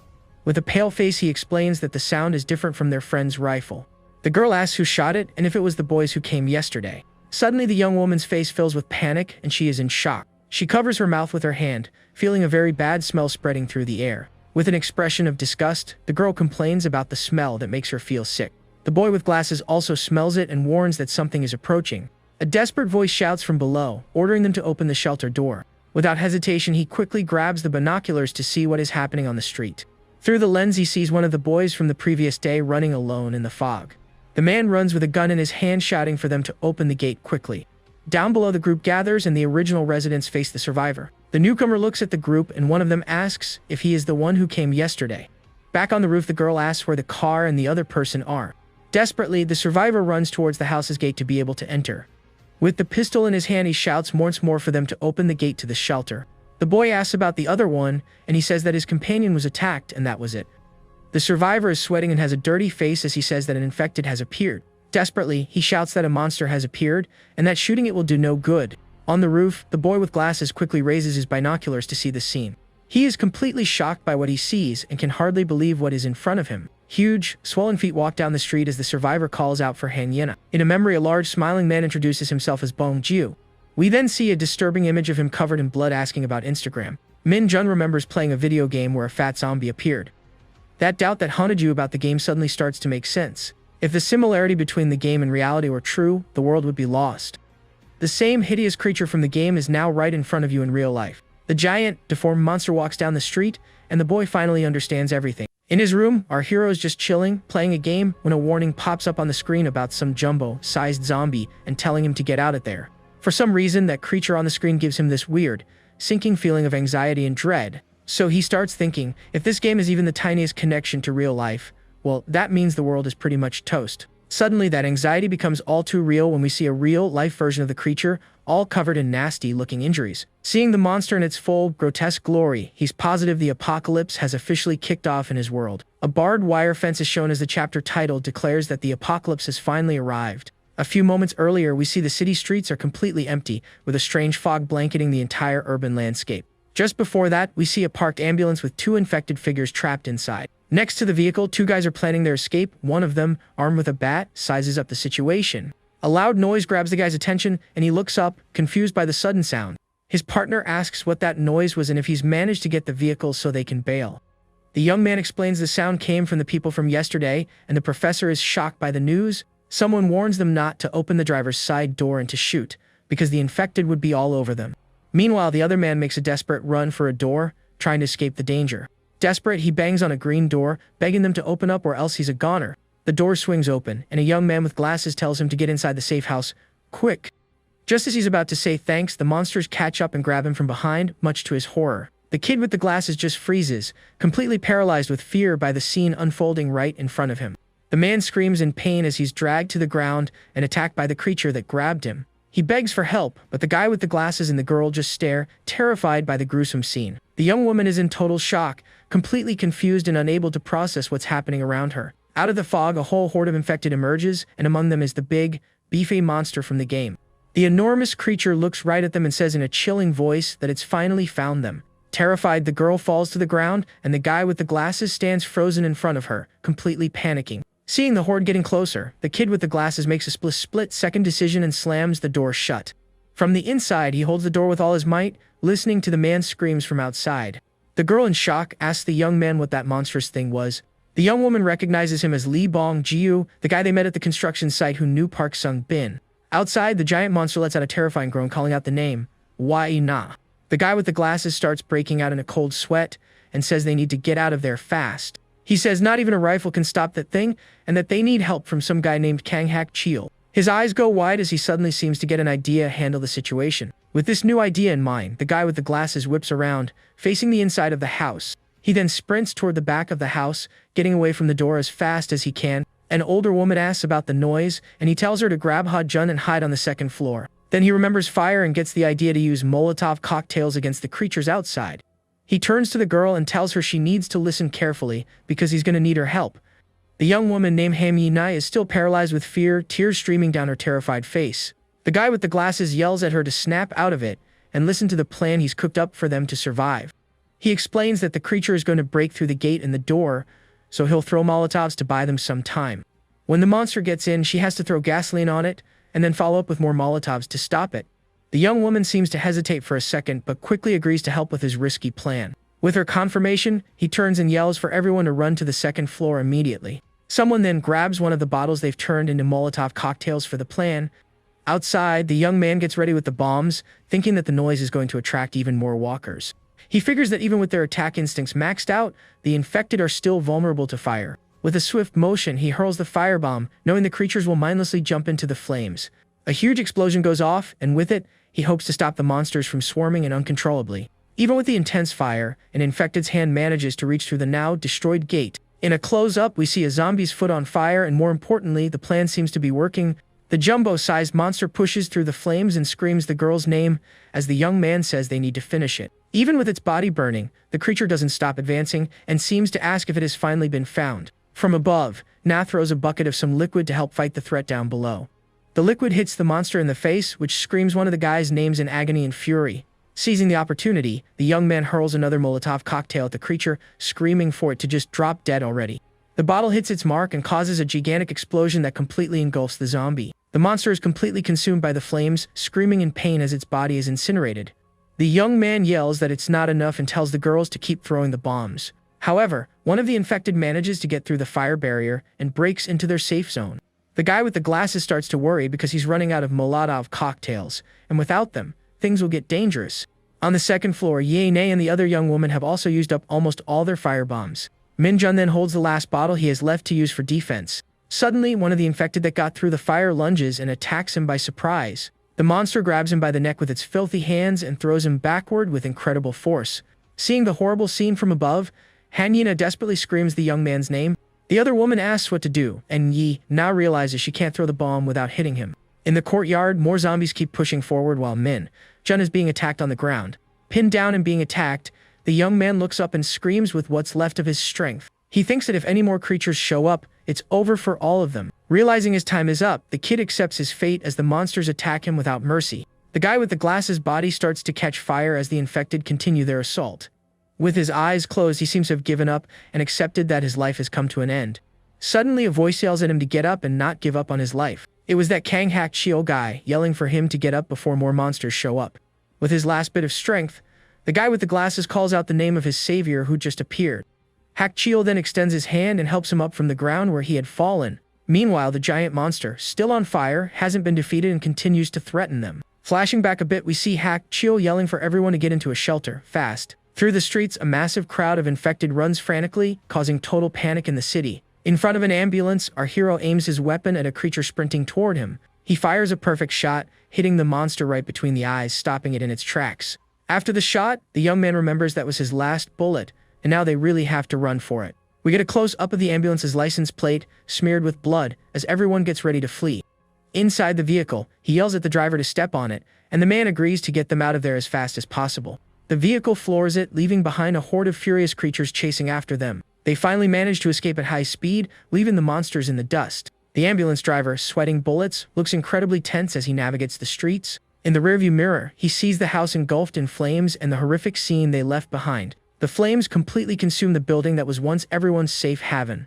With a serious look, the man focuses on the road, trying not to think about what just happened. The city streets are pure chaos, with infected running every which way. A very dense fog blankets the entire urban landscape, making everything even more terrifying.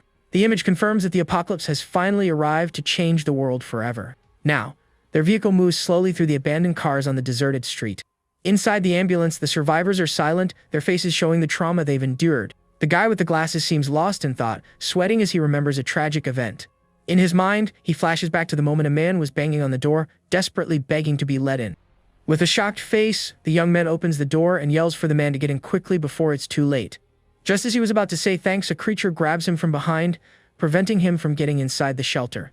Back in the present, his eyes widen with a horrible memory of that tragic moment. Suddenly, the guy with the glasses feels a sharp pain and puts a hand on his stomach, complaining about the injury. Ye Na asks if he's okay, and he explains that the wound started hurting again. He'll just wait it out until tomorrow. Through the narrow, fog-filled streets, the ambulance inches along through the desolate scenery. In the front seat, the driver says they're close to the rendezvous point they'd arranged with someone.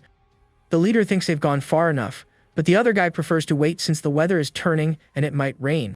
Suddenly, the driver is startled and points ahead, yelling that he can already see the place. They then arrive at their destination, the Sky Motel building on a completely deserted street. Getting closer, they notice another ambulance parked at the entrance of the abandoned motel. Inside, a dark blood-splattered hallway leaves Yi Na terrified and on edge. Hak Chio says the floor is secure with 3 rooms and that he's more afraid of people than he is of monsters. He warns him to be careful with doors marked with an X and that there are more infected on the 4th floor. The professor asks how they should split the 3 rooms, while Yi Na complains that the flashlight is making everything look even creepier. The camera then focuses on the dark door of room number 203, one of the safe spots. Inside the room, the leader asks if Yi Na would be okay on her own, but she says she'd rather stick with them. He suggests the young woman bunk with the older lady while the men split the other 2 rooms. Alone in the bathroom, the guy with the glasses seems to be in severe pain and clutches his stomach. With a pained expression, he complains that the wound is getting more and more painful. He then lifts his shirt, revealing the large bandage covering the injury on his abdomen. As he lifts his shirt, he's shocked by what he sees on his wound and starts to sweat nervously. With his eyes wide with terror, he wonders what the heck is happening to his body now. Looking at the injury, he sees that the stitches look strange, and he can't figure out why. In front of the mirror, he gets a better look and realizes the wound seems to be completely infected. Terrified by the possibility, he questions if he might have been infected by the monsters outside. Desperate, the young man tries to remember when and where it could have happened during the zombie attack. He then checks his arms and the rest of his body, but doesn't find any bite marks from the monsters.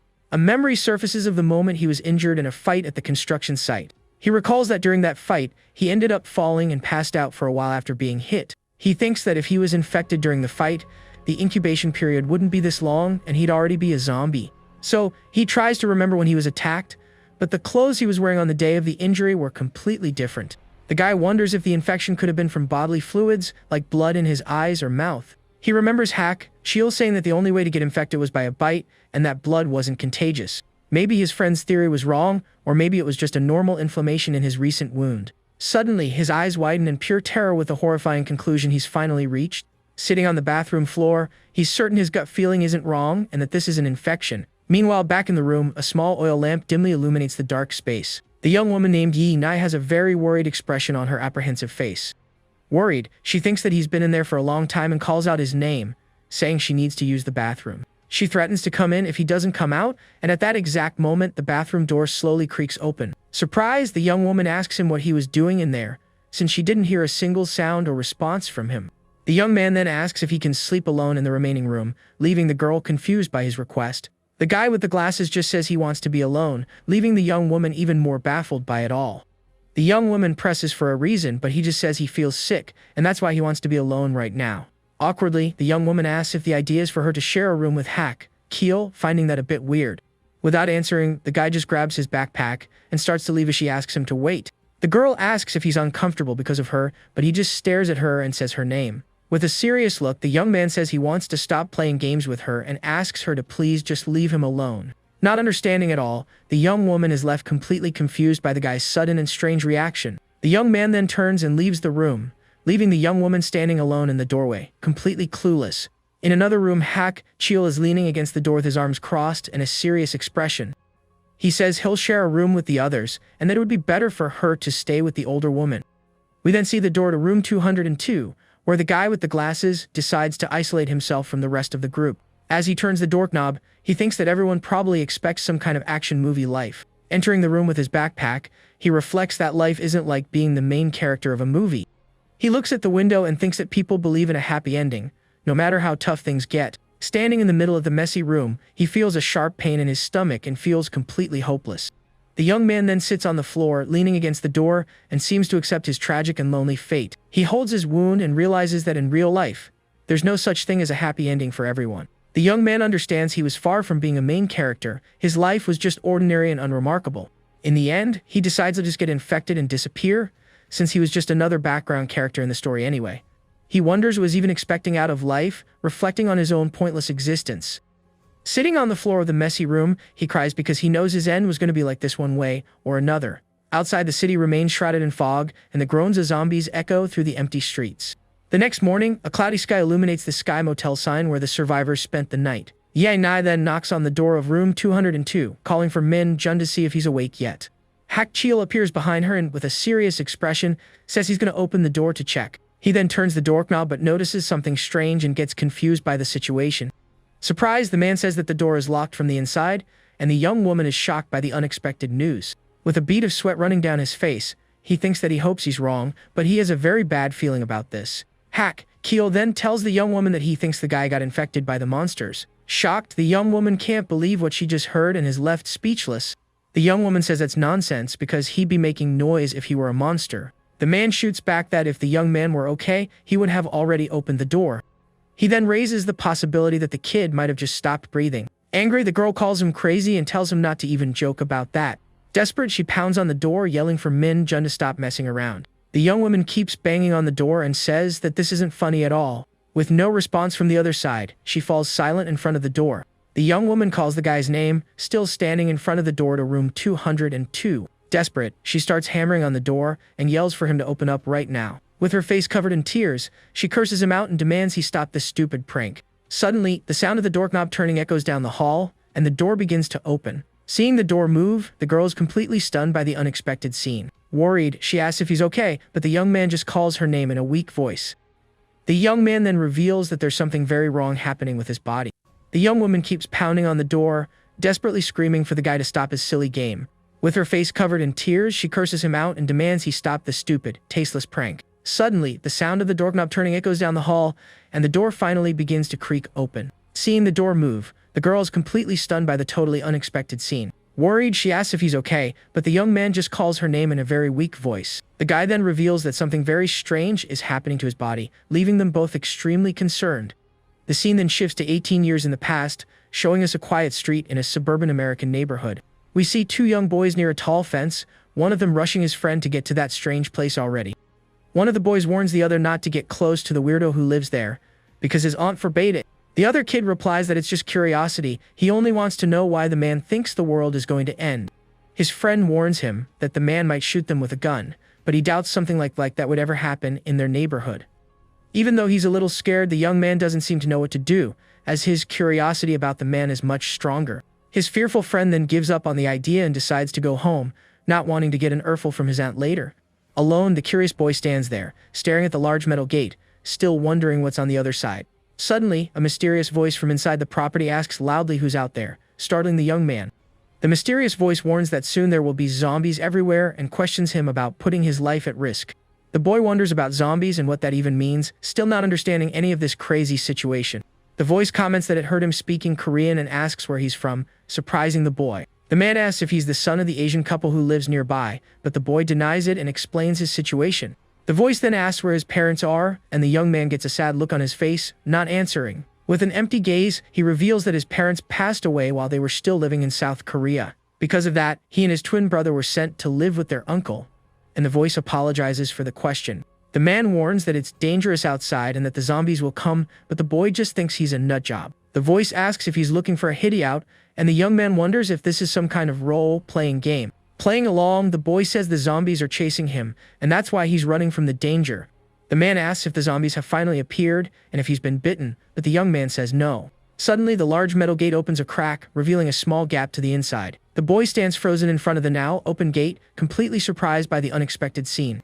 An older man with a shotgun appears in the doorway and yells for him to get inside quickly. With a bead of sweat running down his face, the boy is speechless in the face of this utterly bizarre scene. We then see the large metal gate closing and the house fortified with bars and strange warnings. Inside the yard, there are scaffolds, boxes, and metal plates, showing the man's preparation for something big. Even the house windows are all covered with wooden planks so that no one can get in. Inside the house, we see a messy room with leftover food and bottles scattered across the coffee table. The boy asks what zombies are, and the man laughs, saying that he knows absolutely nothing. The man then asks where sinners go when they die and answers his own question to hell. He explains that if hell gets full, God will pass a cruel and merciless sentence on all of humanity. When there's no more room in hell, the dead who can't go there will wander the earth. The boy's eyes go wide, completely shocked to hear the man's bizarre story. The man warns that divine punishment is near, and that if he doesn't prepare, it will be hard to survive. With a serious look, the man says he's going to show the boy something incredible, leaving him clueless. He takes him to a basement and shows him shelves full of supplies and food for the apocalypse. In another part of the basement, we see an entire wall filled with firearms and ammunition of various calibers. The man guides the boy through the basement, showing off his entire survival arsenal for the end of the world. Shocked, the boy asks what all of this is, a bead of sweat running down his frightened face. The man says with a serious look that the end of the world will come one day, and he needs to be prepared. Without a doubt, he shows an armored vehicle in the garage as proof of his preparation for the apocalypse. The scene returns to the present, and we see a monster stumbling through the streets in front of the Sky Motel. Next, we see the door to room 202, where the group of survivors is now gathered. 18 years later in Seoul, the guy points a gun at Min Jun, who is lying injured on the bed. The girl asks why he's pointing the gun, and the young man replies that you never know what might go down. He explains that the kid could turn at any moment and attack them all by surprise in the room. The professor says that a fever of 107 degrees isn't normal and doesn't seem to be just from the wound. Lying on the bed, the young man insists he wasn't bitten and doesn't understand the reason for the symptoms at his cut. The young woman says the incubation time is short, and the man explains that it doesn't last more than a full day. The guy is sure he was infected by the dirty knife or through the exposed wound. In that case, the infection would have happened before she treated the wound, leaving the young woman deeply shocked. Terrified, she asks if this means Min Jun has been infected for several days without knowing it. The young man confirms it and says that if he doesn't turn by tomorrow, then something different might happen. He then raises the possibility that Min Jun might be immune to the infection, leaving the boy very surprised. The guy admits he's no expert, so he can't be certain about the boy's immunity. Lying on the bed, the young man with glasses is completely shocked by the unexpected news he just heard. With wide eyes, he wonders if he really could be immune to this strange and deadly disease. Time passes slowly and night finally begins to fall over the Sky Motel building. Darkness takes over the city and a tense, terrifying silence hangs in the air. Suddenly, one of the lights on the motel sign flickers and goes out, making the environment even gloomier. In the room, the sick young man finally manages to get some rest after all that tension and fear. Sitting in a chair, the young woman stays up all night watching over him and monitoring his condition. Suddenly, she notices he's awake and asks in surprise if he's already up. She says his fever has gone down and his face looks better, then asks how he feels physically now. He asks how long he slept, and the young woman replies that it's been since yesterday for several dozen hours. Confused, the young man asks what she's doing there, and the girl says she's just checking on him. Worried, he asks if she isn't scared to be near him, since he could turn into one of the infected. The young woman stares at him with a serious and steady gaze, showing no fear of the situation. She says he's not scary and reminds him that the other guy said he might be immune to the infection. He asks if she's changed a lot, and the young woman replies that even without him, she would have survived somehow. With a flushed face, she says that taking care of him was just to check on how he was feeling at the moment. The boy then simply thanks her for all the help she's given him during this whole time. The guy says she's different and that he never thought he'd depend on her, thanking her once again. The young woman gets flustered and says that she's actually the one who should be thanking him for all his help. Looking at the mess, he says he's much better, because yesterday he almost checked out, and you have to do whatever it takes to live. The camera then focuses on the Sky Motel sign, where the group of survivors is currently taking refuge. In the room, the other guy asks if that monster was similar to the zombies from his game.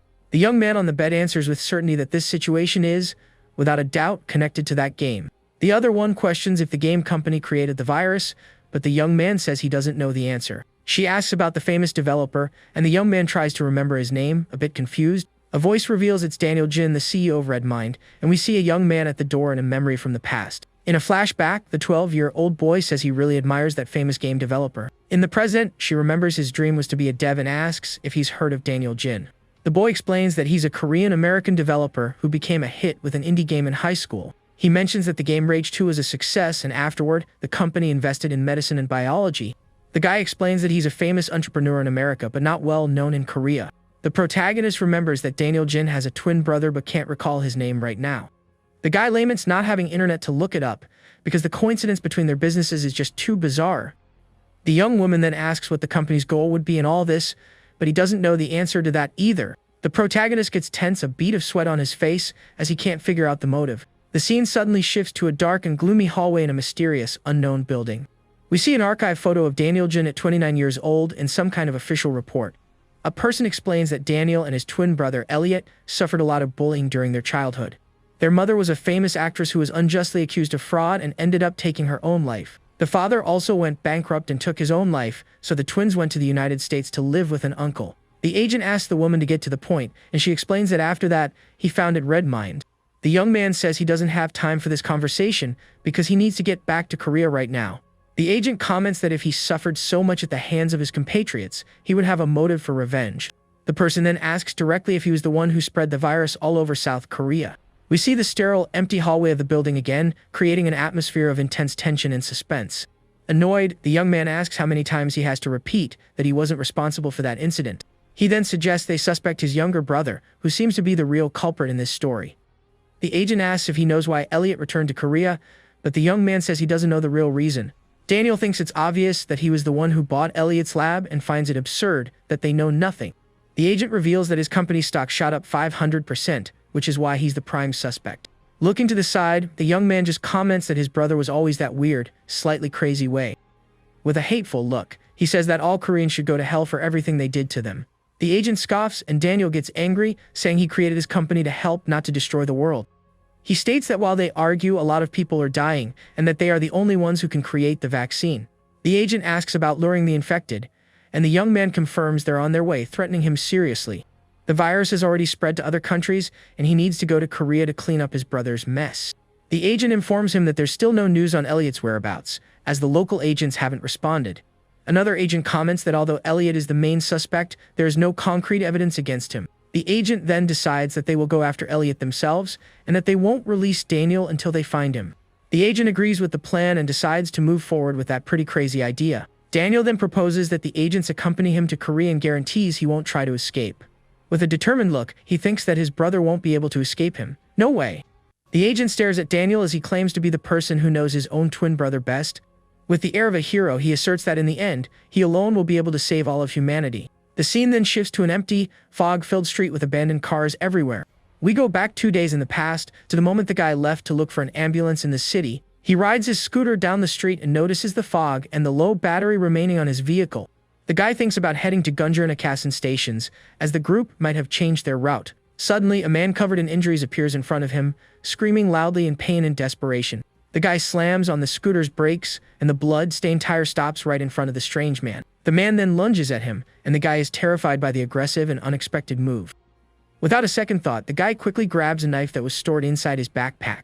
In a swift motion, he attacks the man with the knife to defend himself from the imminent threat. He continues the attack with the knife to ensure that man won't be getting up from the ground again. He thinks that attacking with a knife is more exciting than a punch, but it gets boring since the monsters don't say anything. Suddenly, the sound of gunshots echoes through the empty street, and he spins around, surprised by the unexpected noise. Confused, the guy wonders what that strange sound was and soon realizes it sounded like a real gunshot. He questions if it really was a firearm and considers that maybe it could be a soldier nearby. While cleaning his knife, he wonders why the military can't control the infected and gets worried. Despite a certain amount of fear, the guy decides to head in the direction of the shots to find out what's happening. On the way, he stops near a car with its hood open, probably to grab a battery for his scooter. Back on the vehicle, he hears more shots and realizes the sound is getting closer and closer. The guy is shocked by the number of shots and calculates that more than 10 rounds were fired in a row. Getting closer, he shouts to try and get the attention of whoever is shooting in that direction. He sees a survivor on a rooftop and warns him not to go that way because the monsters are gathering there. The man, who looks like a soldier, is badly injured and desperately screams for help from the rooftop. The guy stands there looking at the soldier with a surprised expression, unsure of what to do. The scene cuts to the motel room where we see a trail of blood on the floor coming from a slightly ajar door. The guy asks if that's true, and the young man with glasses confirms it is, making him very tense with the news. The soldier explains that there are super survivors 300 meters from there and that they had arranged to meet at the motel. He says that a monster appeared and caused a huge problem, but he barely managed to survive. His partner must think he's a goner and probably ran to the super survivor's house to get help. The guy says he'll help and asks if the other survivors are military because of the shots he heard. The soldier denies it and reveals that he heard one of them was a North Korean defector who looked like a student. The guy's eyes go wide with surprise upon hearing that completely unexpected piece of information from the soldier. Shocked, he asks if the soldier really said that one of the survivors was a defector from North Korea. The guy then asks if the group included a boy with glasses and a tall girl with long hair. The soldier doesn't remember the girls but confirms the presence of the defector and the young man with glasses in the group. The guy asks if the defector's name was Kang Hak Keel, but the soldier isn't sure of his name. He explains that his partner communicated by radio, and the name sounded something like Wak Cheel. The guy listens intently as the soldier tries to remember the name he heard over his friend's radio. The young man then asks if the group consisted of Kang Hak Cheel, Jung Min Jun, and Han Yi Na. Surprised, he realizes the soldier is talking about his friends and says he was looking for them. The soldier is completely confused by the guy's reaction and asks if he's being serious about this. The soldier says there's a problem at the house and that he heard an engine, but doesn't know if they escaped. With an injured leg, he asks for help to get a vehicle and let the others know he survived. The guy puts the information together, connecting the dots between the house, the ambulance, and the Sky Motel. He thanks the soldier and says that everything worked out for him in that unexpected and strange moment. The guy then starts rummaging through the soldier's backpack, who asks confusedly what he's doing. He says the soldier is going to kick the bucket anyway and asks if he can have his backpack. The soldier doesn't understand, and the guy says he's not going to help a dude with broken legs and calls him a loudmouth. He tells the soldier to just die already if he's in pain and calls him a sucker, leaving the man completely shocked. Furious, the soldier calls him a scumbag and reminds him that he said he would help and now has abandoned him. With a malicious smile, the guy asks if the soldier is afraid of dying alone in that place. He then offers to help the soldier die comfortably, a smile on his face. A scream of pain echoes through the area as a window with an intricate pattern appears in the scene. Outside, we see a house with a crashed car in the driveway and an atmosphere of abandonment and despair. The guy's scooter battery finally dies, and he gets annoyed with the unexpected situation. He realizes he's made a huge mistake and is now carrying the dead soldier's backpack. He tries to remember the name of the neighborhood where the Sky Motel is, but his memory fails him at that moment. 2 days later, in the present, the scene focuses again on the Sky Motel sign where the group has taken refuge. They discuss whether immunity is a glitch in the game and the possibility that Daniel recreated the game. The young woman says he could be humanity's hope, but first, he needs to confirm if he's really immune. The guy says what worries him most is the weapon he saw with the mysterious person last time. He reveals they were Desert Eagle pistols, weapons that aren't commonly used in that country. The other guy suggests they might be from a shooting range with live ammo, but the hypothesis is unlikely. On the bed, the young man with glasses still seems a bit shaken by everything that has happened so far. The young woman suggests they leave now that the weather has improved, and the guy goes to tell the parents to get ready. The boy with glasses gets up to check the route, and the young woman offers to go with him. The young woman is surprised by the boy's unexpected invitation and doesn't know what to say to him. The other guy tries to stop the boy with glasses from going alone, and the young woman seems worried about the situation. She asks where he's going and if he's not afraid of passing out, but he assures her he's recovered. The young woman asks if he's going to leave her there alone and offers again to go with him on the mission. The other guy watches the scene and comments that the young woman is completely attached to the boy with glasses. The girl denies it, her face red, and yells that she's just worried because her friend nearly passed out yesterday. Furious, she yells that he doesn't know anything and grabs him, telling to just go if he wants to leave. The guy pulls away and tells her to go to hell, while the young woman sits on the bed, not understanding a thing. The young man with glasses calls for him to go, and he agrees to leave the room, leaving the shocked young woman behind. Looking over her shoulder, she wonders in disbelief if that jerk really just walked out. The scene then shows us the outside of the Sky Motel, where the group of survivors is hiding. We then see a pair of blood-stained white sneakers walking down the empty street of the abandoned city. The guy in the military jacket finally arrives at the Sky Motel and sees the ambulance parked out front. With his back to us, he celebrates finally finding the place after searching all over that part of the city. With a sinister smile on his face, he repeats the name Sky Motel quietly to himself with a strange look in his eyes. But taking advantage of a soldier's carelessness, he grabbed the gun and fired, escaping with his brothers. He reveals he was only 12 years old at the time, leaving Hobbin completely impressed. Our hero then wonders if every North Korean is that strong, but the guy immediately denies it. In fact, most are weaker, and he only got strong after fighting for his life for 2 years. Even so, Hobbin asks if he doesn't want to go back home, but the other guy refuses the idea. After walking for a bit, they finally arrive at the door of apartment 203. Inside, Yena has a very sad and worried expression for some reason. Her mother notices she's down and asks why, but the young woman says it's nothing. Yena then lies, saying that a friend is just bothering her a little. Changing scenes, a strange guy arrives at a motel and wonders if it's the right place. Dressed in military clothes, he says he searched all the motels and finally found what he was looking for. With a very sinister smile on his face, he confirms to himself that he's at the Sky Motel. The suspicious-looking former friend stands in front of the establishment, staring at the place. With a smile and dirty clothes, he says he's very excited to see Yena again. But his smile suddenly vanishes when he notices something and gets serious all of a sudden. He remembers that a guy named Kang Hak-chil once said he had a weapon. Knowing this, he gets worried because he'd be at a disadvantage and needs to think of a plan. However, upon looking at the motel entrance, the individual has a big surprise. We see the two guys leaving and the North Korean offers a rifle to Hobbin. Hidden, the military man watches the pair talking about the defector's escape story. He explains that he risked his life because it's almost impossible to leave the country without a guide. Then the guy recognizes them both and realizes the weapon is real and they're keeping watch. Looking at the building, the military man starts connecting the dots about what might be happening. With a smile, he understands that Yena is completely defenseless inside that motel. He then boasts, thinking that no one there is more dangerous than him. The scene then changes to a random city street, showing cars passing by. Suddenly, we hear a scream coming from a garage that is now all stained. Returning to the pair, Hobbin asks if the other guy already knew how to shoot when he was a kid. The guy confirms and reveals he had to take someone down before escaping, leaving our hero shocked. He says that his uncle escaped first, and because of that, his family was branded as traitors. The girl's mother says that even though Jung Min-jun is weak, he risks his life for them. Yena dodges the question, saying she's not worried and that he just annoys her a little. The woman then asks a serious question about what her daughter would do if he didn't make it. Then she asks directly if Yena likes that boy, leaving the young woman in shock. Blushing completely, Yena denies it right away, but her mother just laughs at her reaction. Alone, the girl starts to wonder if she really has feelings for Jung Min-jun. She then wonders if she's just obsessed and if that's what other people see. With a tear in her eye, the young woman tries to convince herself that it isn't real love. She concludes that she only feels this way because he's the only person she can trust right now. We see Min-jun's thoughts, wondering how Yena changed so much to take care of him. In her room, the young woman quietly admits to herself that she has really changed. She thinks that the world has ended, and now that everyone is equal, she isn't the same either. Yena remembers that before all this, she could have whatever she wanted and was very popular. In high school, all the guys fell for her except for one specific boy. Suddenly it clicks, and she wonders if that's why Min-jun doesn't like her. She gets annoyed because everyone falls for her except Min-jun, who doesn't react. Without realizing it, she speaks loudly, and her mother scolds her for suddenly being so sassy. At that moment, very loud knocks on the door startle the two of them, putting them on alert. Outside, we see a dark and empty hallway, which increases the scene's tension. The mother then asks who it is and if it might be Jun coming back. Still suspicious, the older woman tries to guess if it's one of the guys who has returned. However, Yena realizes something is wrong because they wouldn't be back so soon. Suddenly, the door starts being forced open with great violence, making the two of them scared. With her eyes wide with terror, the young woman yells, asking who is on the other side. Quickly, the mother goes to the door to look through the peephole and see who is there. But to her surprise, the hallway is still completely empty with no one there.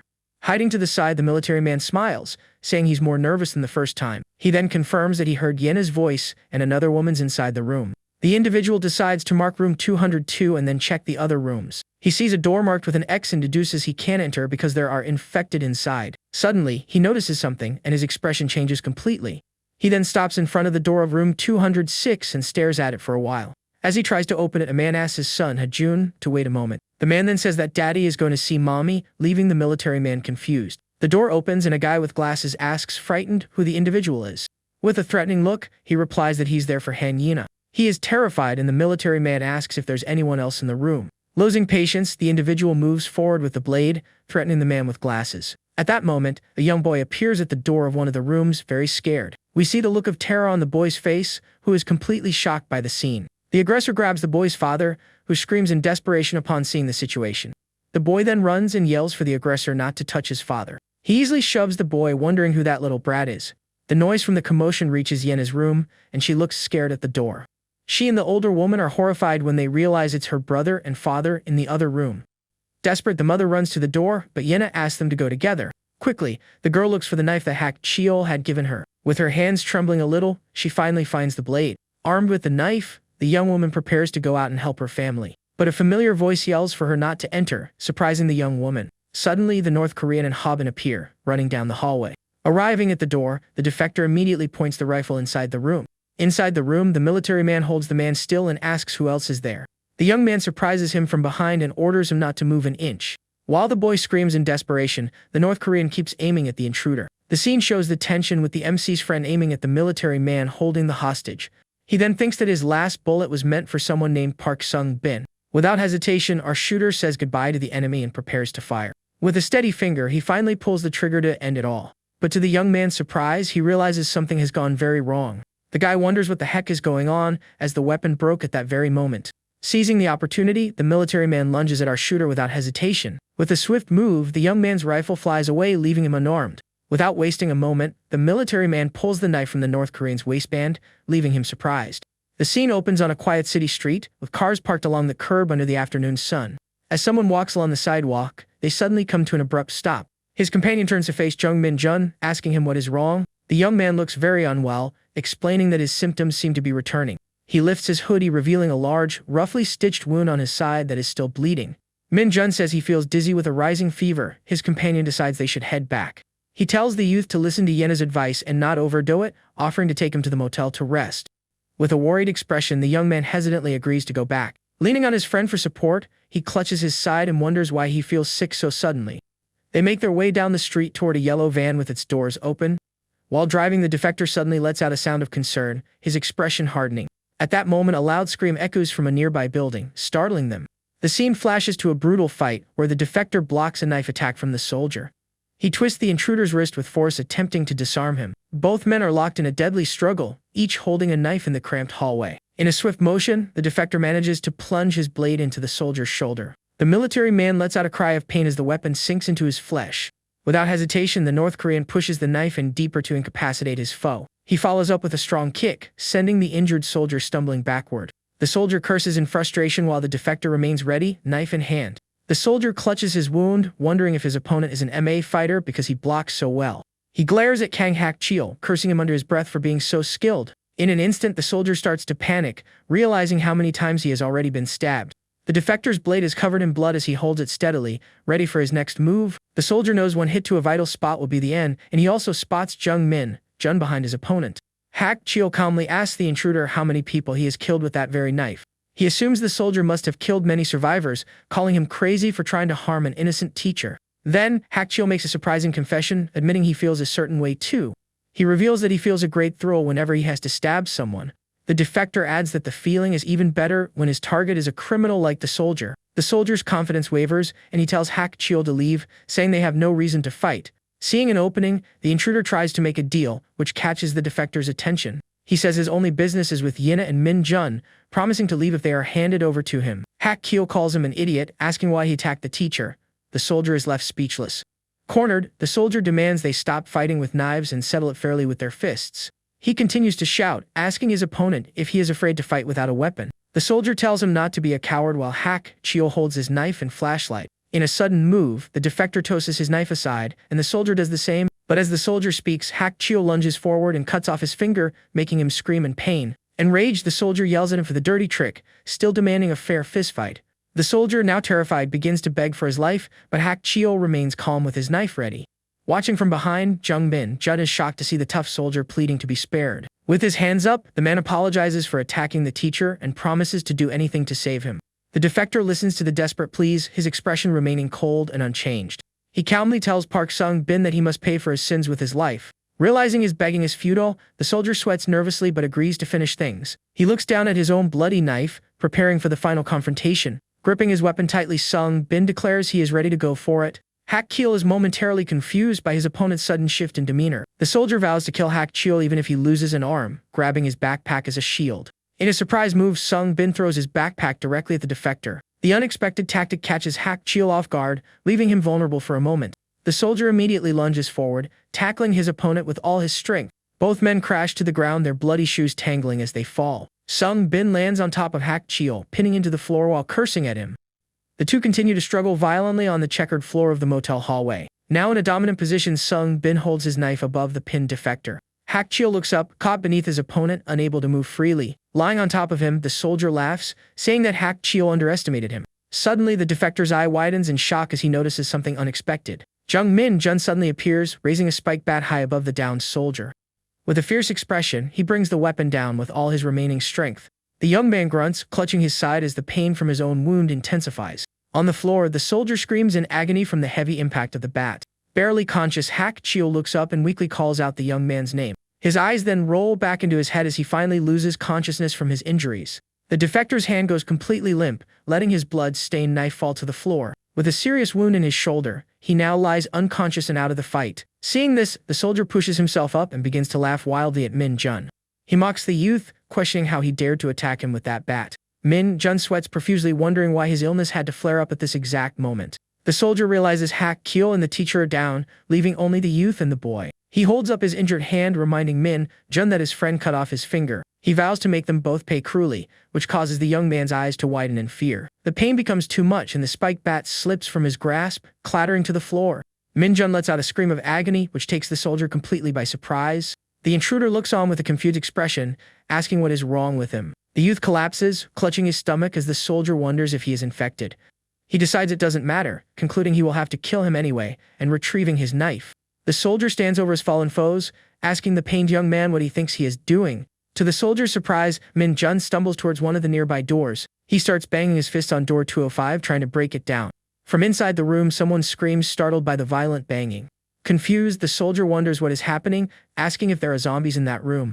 The young man ignores him and continues to slam his body against the door, yelling in pain. The intruder asks if he's crazy, wondering if he would rather be eaten by zombies than die by his hand. The soldier decides that if Min Jun wants to die, he will be the one to do it and rushes forward.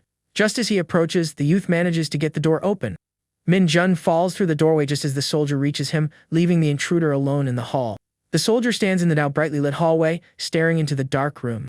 From the darkness, a scream echoes out, followed by another one. A pair of bloody bare feet steps out of the room, belonging to an infected person. Soon, a small horde of zombies stumbles out into the hallway, moaning loudly. The soldier is now trapped in the narrow hall with the zombies approaching and Hak Kyo unconscious behind him. He stares in disbelief, wondering what is happening as the horde shuffles closer. On the floor, the fallen warrior weakly calls out Jung Min Jun's name before passing out. Standing among the infected, Min Jun looks on with a cold and determined expression. The scene flashes back to a table littered with snacks, drinks, and cigarette butts. A young man with a smirk tells Min Jun they should rehearse before Han Yen arrives. He then humiliatingly orders the younger Min Jun to do as he says, laughing at him. The bully taunts the fallen Min Jun, calling him useless as his friends watch on. He grabs the young man, saying he just doesn't like him, and cruelly asks if he is dead like his father. Sung-bin threatens that once Min Jun is gone, he will find his mother and kill her too. The young man's thoughts turn to rage as he blames Park Sung-bin for ruining his entire life. Back in the present, he orders the zombies to attack, deciding he will be the one to judge his old tormentor. The extra character stares at the zombies, confused, and wonders what's going on. Meanwhile, Jung Min-jun watches him with a cold and hateful gaze. He thinks that his life only ended up that way because of one specific person. Pointing at the soldier, he blames him for everything that went wrong in his ruined life. Then the boy gives the order for the zombies to take down the miserable guy standing there. Immediately, the infected rush toward the soldier to obey the command. The guy on the floor wakes up, a bit dizzy, and doesn't understand anything he sees in front of him. Even without knowing what's happening, he realizes the situation has become dangerous. The young man quickly decides the best thing to do is hide in a room. He then drags himself to a nearby door and manages to get inside, locking it behind him. In the hallway, the soldier screams as one of the zombies attacks him without any mercy. The creature manages to grab him tightly, leaving him completely immobilized. The monster then bites the soldier's shoulder, who screams in pain from the attack. Behind the creature, the protagonist watches the scene with a cold, calculating look. Then the extra character manages to push the creature away and angrily yells Min-jun's name. Desperate, he looks around but can't find the boy anywhere. Suddenly, the soldier gets startled when he hears a noise coming from above him. Looking forward, he sees a pair of feet dangling in the darkness of the hallway. From above, Min-jun observes his old bully with a wicked smile on his face. The background character is completely terrified and can't believe what he's seeing. The young man who is hiding comes out of the room and wonders what happened outside. He seems worried and starts to remember some things from his past. Opening the door to another room, he finds Hak-chil on the floor and is shocked. Meanwhile, in the hallway, a horde of infected continues to run wild. The extra character is cornered against the wall and seems to have nowhere left to run. Seeing a door nearby, he runs to it, hoping he can escape. Desperate, the background character tries to open the door, but to his surprise, it's locked. With no other option, he starts banging on it with all his strength to try and break it down. But the zombies are much faster and reach him before he can get into the room. The extra character leans against the door, exhausted and with no hope of escaping. He turns around, frightened, as he realizes the creatures are about to get him. One of the infected then manages to bite the background character's neck with great force. Right after, several other zombies attack him at the same time, giving him no chance to defend himself. After it's all over, Min-jun calmly walks through the hallway, which is full of bodies on the floor. He looks at the mess with a cold expression and seems satisfied with the result. Then the other young man goes to the injured Hak-chil and asks if he's feeling okay. The man on the floor says the boy's name and tells him he was mistaken about something. Hak-chil explains that the problem isn't the wound but the blade that struck him. The boy is silent and completely shocked by the revelation he just heard. Elsewhere, the two young men look at a fallen man and call him Dad. The friend says that if they treat the wound quickly, Hak-chil will be fine and asks for help. The young man then carefully peeks through the door to see if the hallway is safe. In the hallway, Min-jun is standing near a door with the bodies of zombies on the floor. His friend comes out and asks what happened, and Min-jun explains that he locked the zombies in there. He says there was a problem because that jerk Park Sung-bin managed to get away. His colleague says he noticed the zombies weren't attacking Min-jun at all. Min-jun says it's just a guess, but it seems they don't attack him when he has the symptoms. The boy also says he doesn't know when or why these symptoms appear. Suddenly, his friend remembers Hak-chil and asks Min-jun how he is. He then replies that the teacher's wound isn't as serious as it looked. At that moment, two girls appear and worriedly ask if Hak-chil is okay. He asks one of them to stop the bleeding and says he'll get the first aid kit. Min-jun asks if he can use the last bullet, and his friend replies that now he can. Our protagonist then takes the gun from his colleague's hand with a determined look. The young man quickly reloads the weapon so Min-jun can use it without any issues. He asks if the boy remembers what he was taught about how to use that weapon. The colleague says the bully didn't get far and that he'll help after taking care of the teacher. However, Min-jun refuses the help and says he needs to finish that guy with his own hands. He then asks his friend to be very careful and protect Professor Hak-chil. The young man remains silent, watching the protagonist, and understands his decision to go alone. Outside the building, Min-jun's hunt is about to truly begin. On the ground, we see a pool of blood, indicating that someone injured passed by. Kneeling in the street, the protagonist observes the trail left by his enemy. He realizes the footprints and blood on the pavement belong to Park Sung-bin. Suddenly, he notices that the symptoms on his arm are starting to disappear. Min-jun thinks that if he isn't quick, the infected might start attacking him too. So he continues his search through the city streets, following the trail of blood. The trail leads him to a dark alley, and it seems the fugitive went in that way. Meanwhile, a group of zombies continues to run desperately down the street. Hiding in a corner, Park Sung-bin looks exhausted and determined to survive. He tells himself that he will manage to survive no matter what. As he runs, he regrets not taking the ambulance and calls himself stupid. The blood trail leads him to the entrance of a seemingly abandoned house. Inside the place, everything is dark and messy, indicating that no one lives there anymore. The bully looks for a first aid kit, as he has already lost a lot of blood. Feeling a lot of pain, he falls to the floor and blames Hak-chil for his serious injury. The fugitive has his back to the door, not realizing he's no longer alone. When he turns around, he's startled to see Min-jun standing in the doorway with a gun in his hand. The bully asks how he managed to get there so quickly without being caught. Min Jun then replies that for some reason, he could smell a strange scent. The bully asks what trick Min Jun used to avoid being attacked by the zombies. He mocks him, asking if the boy knows how to use the gun and says it looks broken. Min Jun just stares at him in silence with a cold and determined look. Sung Bin then asks him if he has ever taken someone's life before. The protagonist admits that he has never done that to anyone, not even an infected one. He continues saying that up until that moment, he managed to survive without hurting anyone. Aiming the gun, Min Jun declares that he will be the first on his list that day. The bully starts laughing, finding the whole situation completely hilarious. He can't stop laughing and says it's the first time something has amused him so much. Sung Bin claims that Min Jun can't do it because he's such a good kid. He continues, saying his target isn't a miserable person like him to do something like that. The guy says the world has ended, but taking a life is still the worst crime of all. Desperate, he begs for forgiveness and says he only did those things because he considered him a friend. The protagonist is unfazed by his words and keeps the gun pointed at him. Min Jun says that even with the world ending, a delinquent like him doesn't deserve to live. Without a second thought, the boy pulls the trigger and fires at his enemy. The shot hits its mark and sends the bully's body flying back from the strong impact. With the shot, the room's ceiling gets completely dirty and stained with red. A cup falls to the floor, showing the tragic end of the encounter between the two rivals. Min Jun stands in the doorway, holding the gun with an empty look after his revenge. Min Jun drops the gun on the floor after finally getting his complete revenge. His hand trembles slightly as he processes what he just did in there. The bully's face is covered in his own blood and his eyes are wide open. The protagonist stares at the fallen body of his enemy on the messy room's floor. He stands there for a while, observing the scene in complete, deadly silence. Meanwhile, at the Sky Motel, the other survivors wait anxiously for news. Outside, Min Jun walks down the street holding the gun with a lost look. Suddenly, the boy is startled to hear someone calling his name in the middle of the empty street. It was the girl named Yena who is watching him with a very sad expression on her face. Without saying a word, the young woman runs and hugs the protagonist with great force and relief. She starts to cry on his shoulder and seems very shaken by everything. Worried, the boy asks her how Hakchiel is feeling at that moment. The two of them hug in the middle of the deserted street in front of their motel. The scene then returns to the room where the professor is resting with everyone there. Inside the room, the young man cries a lot while Hakchiel is lying in bed. The man tries to calm the young man down, saying there's no reason to cry so much. He calls the boy Nana Jun by his name and looks at him with a serene gaze. Hakchiel apologizes for not telling him sooner, but he already had little time left. He asks the boy not to be sad because this isn't such a bad thing after all. The man reminds him that he still needs to find his sister and be strong for her. Hakchiel says that everyone passes on when their time comes, and it's just a matter of sooner or later. Hakchiel says that watching Ha Jun grow up made for a happy life, and so the boy shouldn't be sad. He then says with a serene smile that that's just how life is, and there's nothing to be done. Hakchiel's friend listens to everything in silence with a serious and thoughtful expression. The scene then shifts to the door of room 206, where they are gathered. In another room, Hakchiel reveals to his friend that what he told Ha Jun was a lie. The young man asks if the cancer diagnosis isn't true, and he confirms he made it all up. He explains that he said that because he thought it would make the boy less sad about his passing. Hakchiel says that if Ha Jun knew the truth, it would be much harder for him to bear. The man then pleads for his friend not to tell young Ha Jun the truth. He says that until the very end, this is the only thing he can do as a good father for his son. Hakchiel says that even so, he lived a long time and that his life was very worthwhile. He then regrets not being able to see his daughter Haekyung and says he really wanted to find her. The man asks for help for his friend to find his daughter and bring his family back together. Holding his wife's hand, he turns to her and makes one last very important request. Hakchiel asks her to please take very good care of Haekyung and Ha Jun.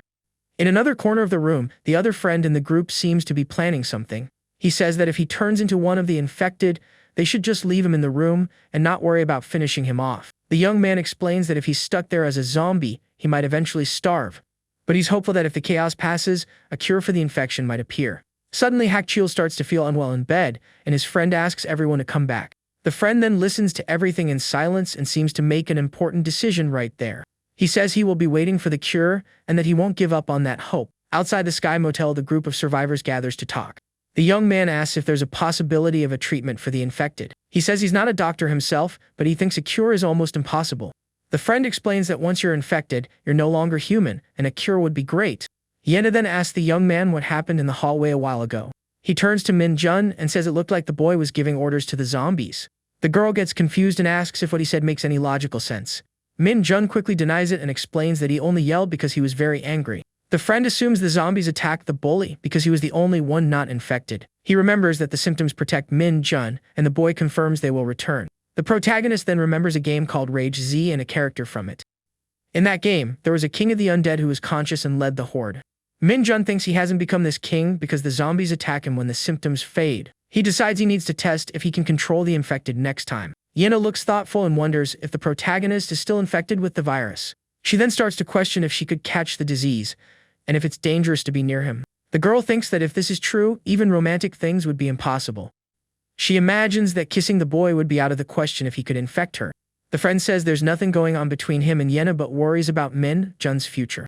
Yahello feels sorry for him and laments that he'll never be able to have a normal life with a woman. Turning away, the girl hopes that the protagonist isn't completely infected. In front of the motel, the ambulance waits to take the group of survivors far away. Gathered near the vehicle, the driver asks if everyone got their things for the trip. The young man offers to drive even without a license, and the woman agrees with the idea. The driver shows a serious and focused look, committed to his mission of getting everyone to safety. Meanwhile, young Ha-jun continues to look very sad and shaken by his father's passing. The friend with glasses says Ha-jun will go in the front and asks Min-jun to go in the back with the others. The driver explains that the station is nearby, but the worst thing would be getting stuck on the way. The ambulance's blood-stained wheel shows that their journey will be anything but easy. With everyone on board, the vehicle finally leaves the motel and begins the dangerous journey. Inside the car, the driver calls out to Ha-jun, who is next to him, to talk a little. He then tells him that he fled from North Korea when he was Ha-jun's age. The young man reveals that his parents had already passed away and that he lost one of his siblings during the escape. He says the only thing he could do is accept the situation and fight to survive. The driver says he can't console the boy, that there's something more important now. He reminds him that when he finds his sister, he will be the only one able to protect his family. That's why he says the boy needs to stay very focused and not get shaken at all. The driver warns him that he's not just any kid anymore, and Ha-jun listens in silence. Ha-jun seems to have understood the message and agrees with the driver seriously. The driver keeps driving with focus, but suddenly he notices something strange. Up ahead, he sees that something is stopped right in the middle of their road. The driver then stops the ambulance because the path seems to be blocked. A black, heavily modified car is parked, blocking everyone's way. The front of the vehicle has several spikes and is completely covered in blood.